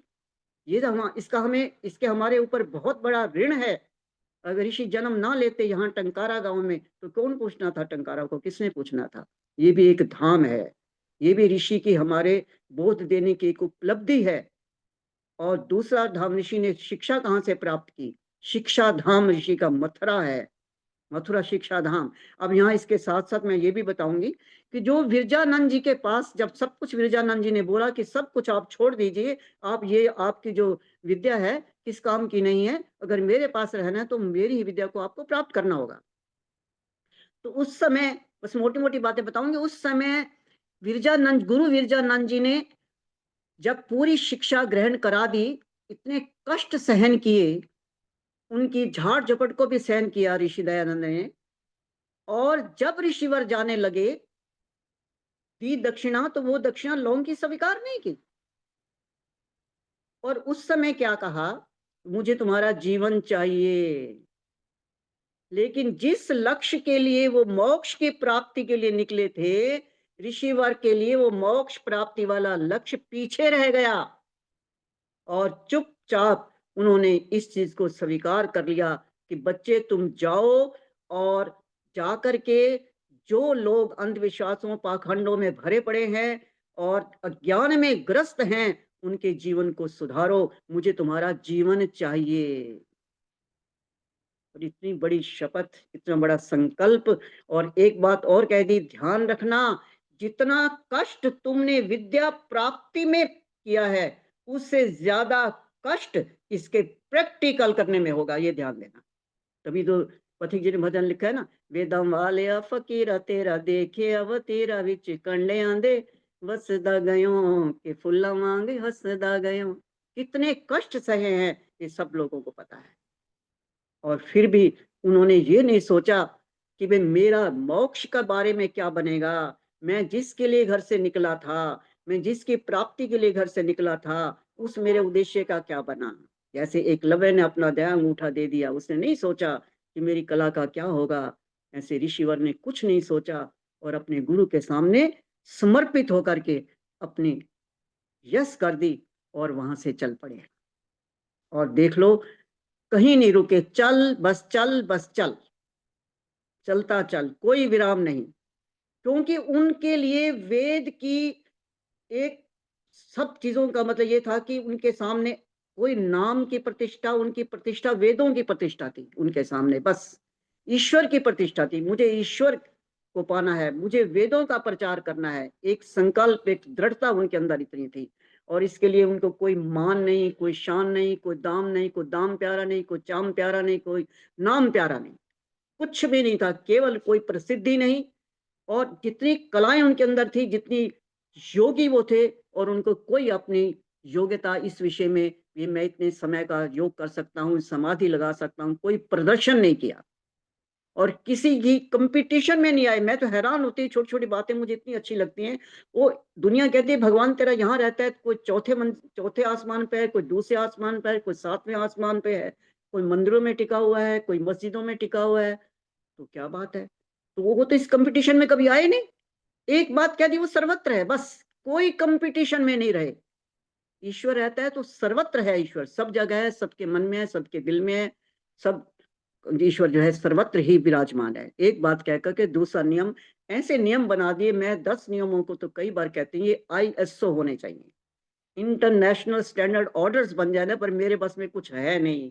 हम तो कहेंगे मोदी जी कम से कम सारे आर्य मिलकर के इतनी बात और मनवा लो, अगर योग डे बन गया है ना हमारा, तो कम से कम ये जो ISO जो नियम हमारे हैं, कोई झगड़ा ही नहीं होगा, कोर्ट कचहरियों की आवश्यकता नहीं पड़ेगी। लेकिन नहीं, अब भी कौन फॉलो कर रहा है? अभी देखिए आप आर्य समाजों में देखिए, एक आर्य समाज की ऐसी फैक्ट्री दी ऋषि ने, ऐसी फैक्ट्री दी जहां मनुष्य बनते हैं, लेकिन यहाँ झगड़े होते हैं, पदों के लिए झगड़े होते हैं। यहाँ तो मनुष्य बनाए जाते हैं, इतनी शानदार फैक्ट्री मनोरभव, और इन्हीं फैक्ट्रियों से आगे जाके गुरुकुल बनते हैं। लेकिन गुरुकुल प्रणाली, इतने शानदार गुरुकुल प्रणाली दी, इतने शानदार आर्य समाज बनाया, श्रेष्ठ पुरुषों का समाज, कोई इसमें ईर्ष्या द्वेष भाव नहीं, जो भी आए वो श्रेष्ठ बनता है, श्रेष्ठ बन करके निकलता है, अपने देश की रक्षा करता है, राष्ट्र की रक्षा करता है। इस प्रकार जो है वो आर्य समाज की स्थापना करके इन्होंने हमारे एक इतनी जागृति उत्पन्न कर दी। इस आर्य समाज के लोग अब भी, आप अपने सरल जी आप देखो, आप, मैं तो हैरान होती कितने लंबे समय ऐसी तड़फ है ना। मैं तो अभी कह रही हूँ कि जो भी ऋषि दयानंद के दीवाने हैं, मस्ताने हैं, जो भी उसके भी हैं, वो एक बिल्कुल उन मतलब काम अच्छी तरह से अपने बिल्कुल शांत भाव से काम कर रहे हैं, कोई दिखावा नहीं, दिखावट नहीं, कुछ भी नहीं है उनके अंदर, चुपचाप अपना काम कर रहे हैं, अपनी कर्तव्यों का पालन कर रहे हैं। यही हमारी ऋषि के प्रति सच्ची श्रद्धांजलि भी है, और ये ऋषि के प्रति हमारा सच्चा उसको मानना भी है, ऋषि के कर्तव्यों को मानना भी है। तो जैसे जैसे हम ऋषि के कर्तव्यों को, ऋषि के कार्यों के ऊपर ध्यान देंगे और ऋषि के समर्पण को, अब उनका जो मृत्यु का पर्व है वो समर्पण पर्व है, और ऋषि का जो जन्म पर्व है वो हमारे लिए एक बहुत बड़ा मतलब ऋषि का जो बलिदान, मृत्यु पर बलिदान या समर्पण पर्व है, और जिज्ञासा पर्व है। जो जन्म का पर्व है वो जिज्ञासा पर्व है, और ये जो हमारा ये आज हम बोल रहे हैं बोध पर्व है, ये हमारा आत्म अवलोकन पर्व है। इतनी बातें हमें पता है, पता होने के बाद भी आचरण में तो नहीं है ना। बात ही हम कहते हैं ना, कथनी और करनी दो चीजें अलग अलग हों तो सफलता नहीं मिल सकती। कहते हैं कथनी करनी दो है भाई, दोनों की है नेक कमाई। काम तो ठीक है, कह दिया हाँ जी सरल जी मैं आपके लिए ना आपको इतना दे दूंगा, आप काम करो मैं इतना दाम दे दूंगा, दे दूंगी, मान लिया, नहीं दिया, तो फर्क आ गया, कथनी कथनी हो गई, हम सबको अच्छी लगी, अनाउंस हो गया, सबको अच्छी लगी भी, देखो कितना उसने कह दिया, लेकिन उसको करनी में तो आई नहीं। तो कहते कथनी कहती कहती जाती थक, और करनी पहुंचती मंजिल तक। तो हम अपनी कथनी और करनी में अंतर नहीं करेंगे तो निश्चित रूप में हम अपनी मंजिल को भी पाएंगे, अपने लक्ष्य को भी पाएंगे, अपने उद्देश्य को भी पूरा पाएंगे। और जो हमारा एक लक्ष्य पुरुषार्थ जो चतुष्टय है, धर्म अर्थ काम मोक्ष, उसको पाने के लिए भी हमें समर्पण चाहिए, उसको पाने के लिए भी हमें ऋषि के आदर्शों का पालन करना पड़ेगा। ऋषि ने तो हमें धर्म की परिभाषा कितनी शानदार बता दी है, धर्म का अर्थ ही आचरण है, धर्म के 10 लक्षण दे दिए मनु जी ने। तो उसमें से हमारा आचरण में कितने हैं? कहने से थोड़ी है, कहने से धर्म मैं धार्मिक हूँ, आचरण में धार्मिक नहीं हूं मैं, झूठ भी बोलता हूँ मैं, ठीक रास्ते पर भी नहीं चलता हूँ मैं, अनाचार दुराचार भी करता हूँ, किस बात का मैं धार्मिक हूँ? तो जब तक इन बातों को हम अपने आत्मावलोकन नहीं करेंगे, और ऋषि तो सिर्फ इतने बोध हमें दे रहा है, दिए है ऋषि ने हमें, तो जिसका कोई आत्मबोध इतनी बड़ी, सिर्फ एक घर घर में रह करके ऋषि ने कितने बोध थे, 14 वर्ष की उम्र में ही दे दिए। छोटी सी उम्र में दे दिए। और उसके बाद जो ऋषि ने हमारे लिए किया है, इतने, देखो आप, इतने बड़े जहर देने वालों को भी अगर एक आदमी क्षमा कर देता है, तो धर्म के लक्षण को तो पूरा करता ही है। हम कहाँ पूरा करेंगे? हम तो नहीं कर पाएंगे पूरा। हम तो जब तक उसकी एड़ी चोटी का पसीना लगा के उसको पूरी मृत्यु तक नहीं पहुंचा देंगे, हम छोड़ेंगे थोड़ी उसको। तो ऋषि के हम भक्त कहाँ से हुए? तो हमें भी जब ऋषि के आदर्शों का पालन करना होगा, तब जाके कुछ बात बनेगी। तो ऋषि ने, वो तो मैं सोचती हूँ कई बार, जो इसकी वो निशा थी, शिव निशा, और उसके बाद जो उसी भगनी वियोग, और उसके बाद चाचा की मृत्यु से उसने सारे ईश्वर जीव मतलब प्रकृति सारा का सारा बोध प्राप्त करा दिया है। और ऐसे ऋषि के लिए हमें भी प्रतिज्ञा करनी चाहिए कि ऋषिवर के सपनों को हम पूरा करें, ऋषिवर के कार्यों को पूरा करें, और ऋषिवर के जो भी हमें उसके रहे हुए कार्य हैं, रहे हुए तो बहुत है, थोड़ा समय मिला ऋषि को, समय तो नहीं मिल पाया, थोड़ा समय मिला है, लेकिन हम उसके लिए सदा तत्पर रहें। इस राष्ट्रभक्ति स्वतंत्रता में मिल नहीं सकती थी, स्वतंत्रता मिल ही नहीं सकती थी अगर ऋषि हमें मतलब ये नारा ना देते। और इतने बड़े बड़े जो आजादी के दीवाने जो थे, उन्होंने आजादी प्राप्त की, उनके लिए हम क्या कर रहे हैं? आज देख लो, भारत को तोड़ा जा रहा है, सरदार पटेल द्वारा जोड़ा भारत तोड़ा जा रहा है। और भगत सिंह के इंकलाब को तो इंतकाल ही हो गया, उसका तो इंतकाल हो गया, बिल्कुल भी कोई नाम भी नहीं लेता। तो जब तक हम अपने ऋषि को अपने अंदर नहीं, हम ऋषि मरा नहीं है, हम मार देंगे ऋषि को। ऋषि नहीं मरे, हमारे उसके अनुयायी मार रहे हैं। हम ऋषि को जीवंत रखें, ऋषि हमारे लिए सदा जीते रहें, सदा हमें प्रेरणा देते रहें।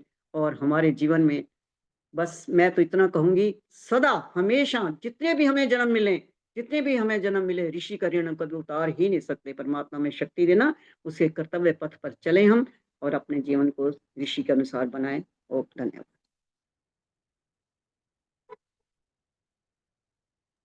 ओम, बहुत समय हो गया ना? धन्यवाद।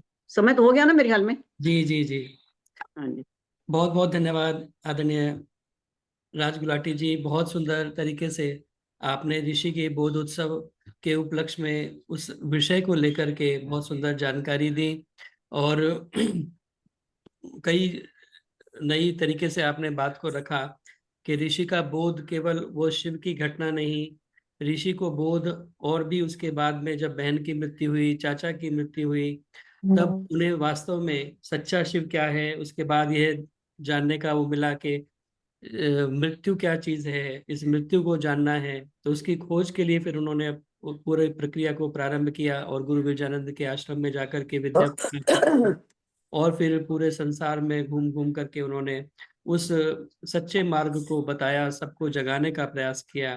तो यह सारा बोध ऋषि के द्वारा, ऋषि को बोध हुआ और उसने सबको आकर के जगाया। तो हम भी आइए, हमारा भी बोधोत्सव मनाने का तभी सार्थक होगा जब हम ऋषि के रास्ते पर चलने का प्रयास करेंगे। जैसा कि आपने कहा कि दयानंद के वचन सच्चे निभाने की करो कोशिश, दयानंद के वचन सच्चे निभाने की करो कोशिश, जो भूले मार्ग वेदों का बताने की करो कोशिश, जो ऋण ऋषिराज का बाकी चुकाने की करो कोशिश, बनो खुद आर्य जग को आर्य बनाने की करो कोशिश। तभी हमारा ऋषि का बोध उत्सव, जन्म उत्सव मनाना सार्थक होगा। बहुत बहुत धन्यवाद, बहुत सुंदर चर्चा आपने रखी। बहुत बहुत धन्यवाद उपस्थित होने के लिए और इतनी सुंदर विचार हमारे मध्य रखने के लिए। मेरी प्रार्थना आदरणीय मैडम हमारे मध्य उपस्थित हैं, जो कि प्रभारी हैं, महिला प्रभारी और मंत्री हैं आर्य केंद्रीय सभा नगर निगम क्षेत्र फरीदाबाद की। कृपया आए, सभी का धन्यवाद ज्ञापन करें, अपना आशीर्वाद भी दें। आदरणीय मैडम उषा चित्कारा जी। सभी को सादर वंदन। Am I audible? यस। बहुत सुंदर भजनों का प्रवाह रहा। ऋषि दयानंद की पूरी जीवन गाथा, उनके पूरे उपकार, उनके पूरे स्टेप वाइज ग्रोथ, किन किन वजह से क्या क्या संस्कार पड़े, सब हमने सुना।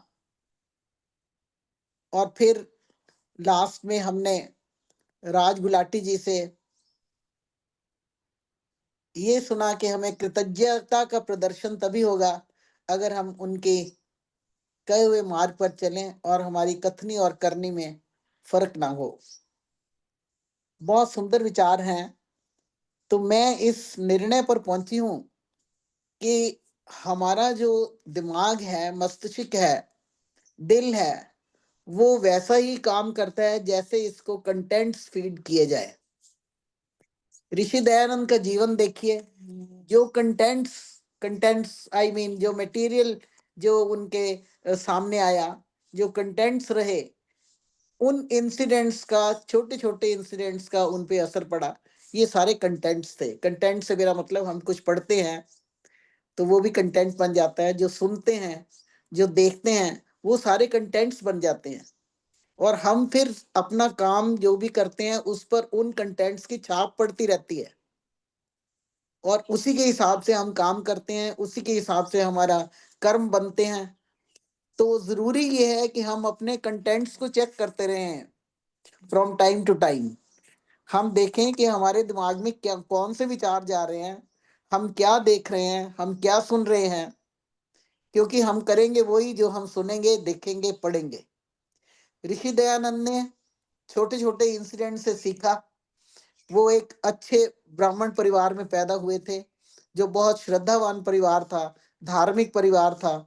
तो उसी धर्म पर बेटे ने सोचा कि मैं भी पापा के, पिताजी के पद चिन्हों पर चलकर उसी धर्म का पालन करूं। और वो उन्होंने शिवरात्रि का व्रत रखा। एक इंसिडेंट ने उनके जीवन को बदल दिया कि इतनी तो मतलब हमारे में इतनी इतनी इम्प्रेशनेबल एज थी कि मतलब कोई भी जो था चीज वो व्यर्थ नहीं गई। उन्होंने देखा और उससे लर्न किया कि नहीं, ये सच नहीं हो सकता। तो उसके लिए क्यूरोसिटी पैदा हो गई। ये था कंटेंट। ये कंटेंट उनके दिमाग में गया। और फिर बहन की मृत्यु, अनदर कंटेंट। फिर चाचा जी की मृत्यु, अनदर कंटेंट। इस सभी को सभी ने उनको सोचने पे मजबूर किया कि आखिर जिंदगी है क्या, आखिर सच्चा गुरु, सच्चा शिव है क्या। तो मैं उसकी तलाश करूंगा। उसके लिए फिर उन्होंने भरसक प्रयत्न किए। मैं वो सब रिपीट नहीं करना चाहती, लेकिन वो जो जन्म हुआ और फिर वो गुरु विरजानंद जी के पास कैसे गए, कैसे उन्होंने दरवाजा खटखटाया, कैसे उन्होंने कहा कि, उन्होंने बोला कौन, तो उन्होंने कहा यही तो मुझे पता करना है कि मैं कौन हूं। और फिर तब उनकी उम्र 35 साल 36 साल की थी। 36 साल की उम्र में उन्होंने बहुत कुछ लर्न कर लिया था। पर गुरु का आदेश हुआ कि जो तुमने लर्न किया है वो सारा तो तुम्हें, उसमें जितनी किताबें पढ़ी हैं उनको तो बहाओ पानी में, और फिर मेरे पास आओ साफ मन से। तो उन्होंने ये एक और कंटेंट बना, बड़ा जरूरी एक और प्रोसीजर बना उनके दिमाग में। कैसे उन्होंने फिर से व्याकरण सीखा, वेद सीखे। हालांकि उनको यजुर्वेद तो शुरू से पहले से ही याद था। उसकी गहराई में गए और उस शिक्षा का उन पे क्या असर हुआ कि फिर उन्होंने जैसे अभी राज गुलाटी जी बता रही थी कि जब उन्होंने गुरुजी ने उससे मांगी दक्षिणा, तो लौंग नहीं एक्सेप्ट किए। उन्होंने कहा मुझे दक्षिणा में तुम्हारा जीवन चाहिए, कि तुम जीवन जो है अपना इस समाज सुधार में लगा दो। तो ये सिर्फ कहने की देर थी। ये एक सच्चे विद्यार्थी की तरह, सच्चे शिष्य की तरह उन्होंने गुरु के आगे अपना जीवन समर्पण कर दिया और निकल पड़े अपने मुक्ति पथ को छोड़कर। इस तरफ मुक्ति तो उनको मिल गई, लेकिन इस तरफ चल पड़े कि मैंने समाज का सुधार कैसे करना है। समाज में अटूट अनेक बुराइयां थी जिनको उन्होंने जड़ से उखाड़ के परे किया। पखंड खंडनी पताका लगाई और किसी का भी परवाह नहीं की, किसी भी लालच में वो नहीं आए। उनको साम्राज्य अर्पण किए गए कि ये मत करो, लेकिन वो नहीं माने। उन्होंने कहा मेरी उंगलियों को बत्ती बनाकर जला भी दोगे तब भी मैं सच बोलूंगा। और वो उन्होंने सारे आर्य समाज के नियमों में भर दिया। पहले 20 नियम बने थे, फिर उनको काट छाट के 10 कर दिए। तो ये एक तरीके से हमारा संविधान है, आर्य समाज का संविधान है, जिसको पालन करना बड़ा जरूरी है। और ये संविधान हमारे मोदी जी भी पालन कर रहे हैं। वो नाम नहीं देते कि आर्य समाज के नियम है, लेकिन संविधान वो राज गुलाटी जी को मैं बताना चाहती हूँ कि वो पालन कर रहे हैं। लेकिन उन अकेले के पालन करने से क्या होगा, जबकि सारी जो पीछे जो जनता है वो फॉलो ना करे। तो जरूरी है कि हम सचेत हों। और एक एक से 2 बनते हैं, 2 2 से 11 बनते हैं, इस तरीके से लोग बढ़ते हैं। तो हम सारे अपने आप को छाने, अपने आप को देखें कि हमारे अंदर क्या कंटेंट्स जा रहे हैं, क्या मटेरियल हम फीड कर रहे हैं अपने दिमाग में, दिलों में। क्या हम पढ़ते हैं, क्या हम सारा दिन हम टेरर की खबरें पढ़ती हैं, टेरर सुनते हैं, वो टेरर ही दिमाग में रहता है और रात को सोते हुए भी डरते रहते हैं। तो इस सब को हटा देना चाहिए। These are again I'll tell you small stuffs just to be ignored। इनको कैसे हटाया जा सकता है, इम्प्रूव करना चाहिए, ऐसी कंटेंट्स हमारे दिमाग में आने चाहिए। तो जरूरी ये है कि हम अपने कंटेंट्स ऋषि दयानंद के हिसाब से उनके बताए हुए आर्ष ग्रंथों पर चले, उनकी लड़ी की लड़ी किताबों की है, सत्याग्रह प्रकाश से शुरू करके, और इतनी सुंदर किताबें हैं, उनको हम पढ़ें, उसके ऊपर जीवन आचरण करें और उसका प्रैक्टिकल करें। जब तक प्रैक्टिकल नहीं करेंगे तब तक कोई फायदा नहीं होने वाला।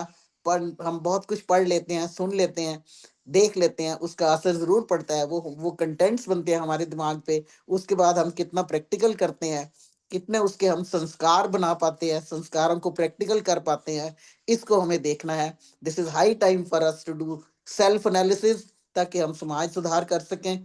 पहले अपना सुधार करें, फिर समाज का सुधार करें। तो मैं ये सभी से प्रार्थना करूंगी कि हम सारा दिन में क्या करते हैं वही कंटेंट्स बन जाते हैं, तो हम उस कंटेंट्स को छान छान के देखें। जो ठीक नहीं है उसको छोड़ दें, उसको इग्नोर करें। सारा दिन गंदी गंदी खबरें ना सुने, अच्छी खबर को फैलाएं, और ताकि अच्छाई फैलती रहे। नेगेटिविटी को फैलाएंगे तो नेगेटिविटी फिर और बढ़ेगी।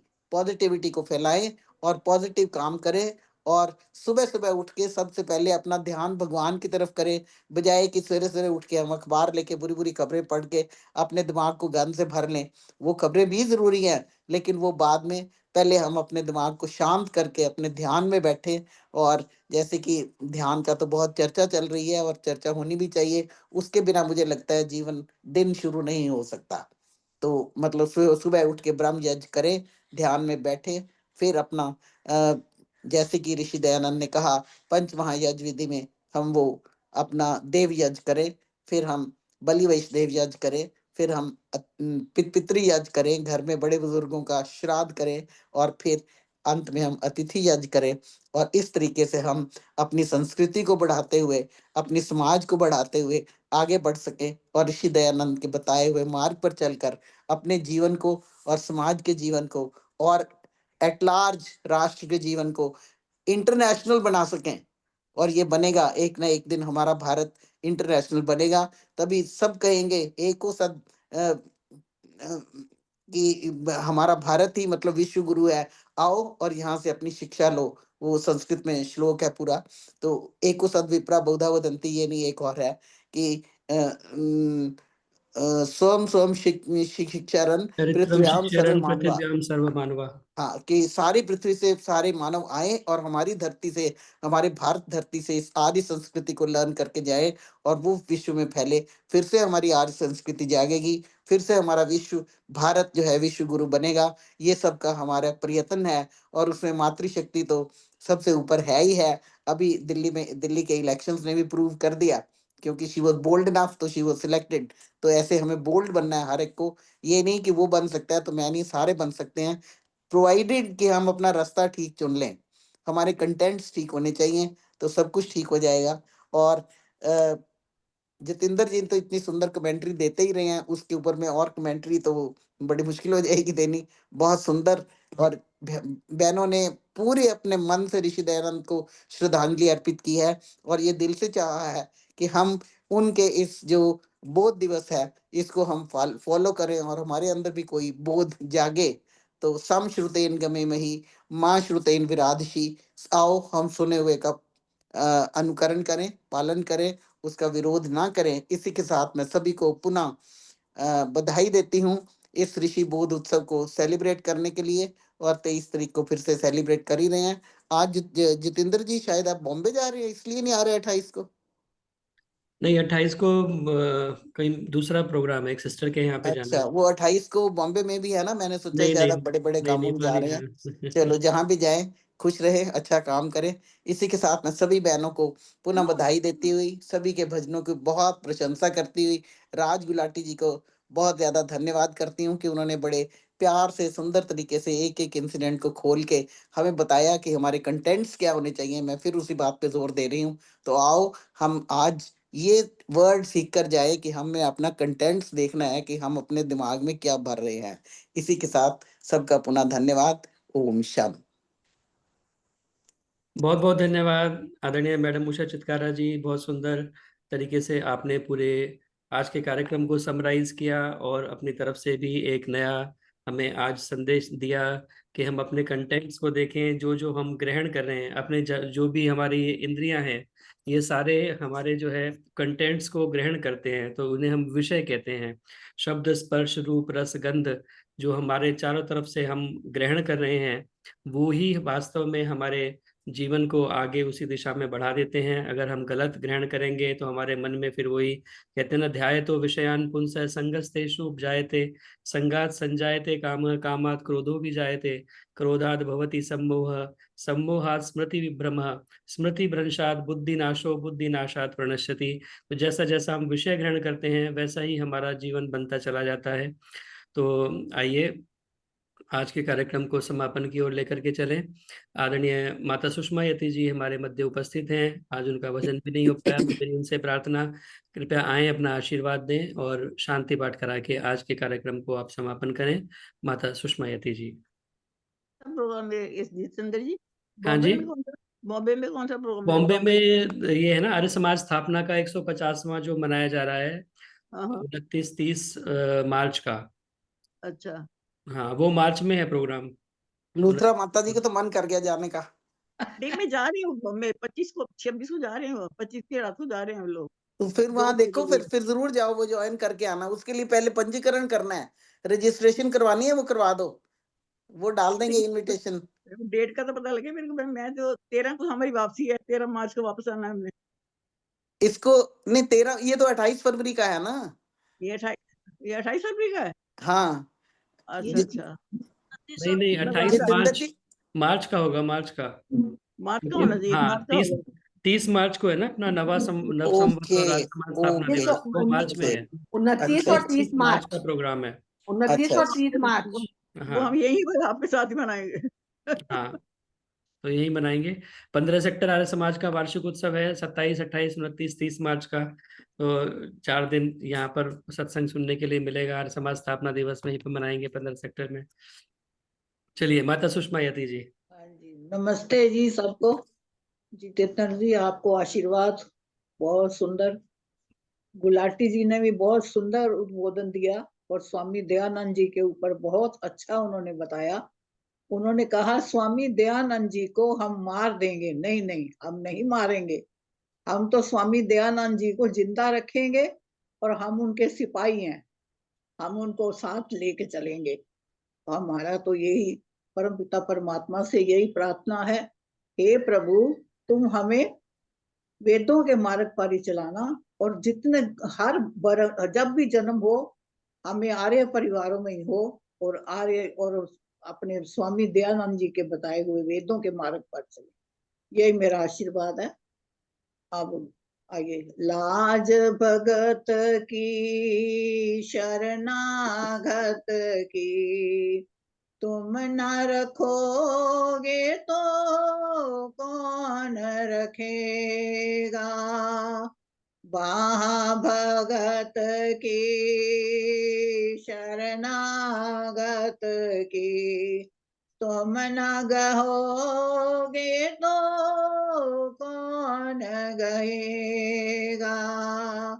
पीर भगत की शरणागत की, तुम न हरोगे तो कौन हरेगा। तेर भगत की शरणागत की, तुम न सुनोगे तो कौन सुनेगा। झोली भगत की शरणागत की, तुम न भरोगे तो कौन भरेगा।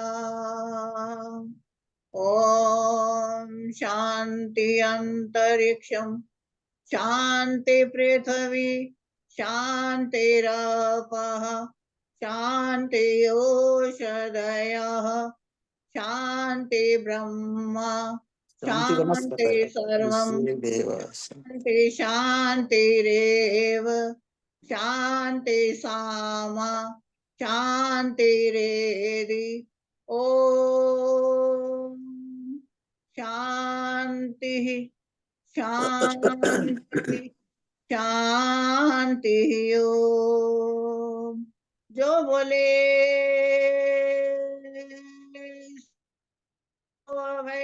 सत सनातन वैदिक धर्म की जय।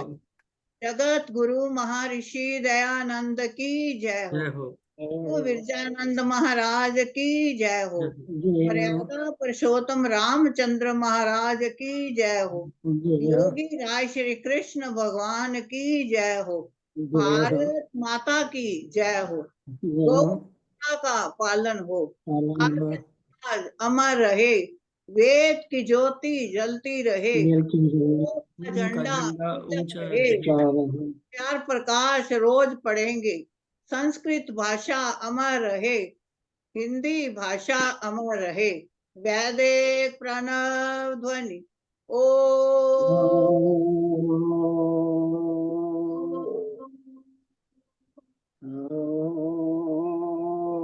वैदिक अभिवादन। सबको नमस्ते जी। सभी को सादर नमस्ते जी। नमस्ते सबको नमस्ते।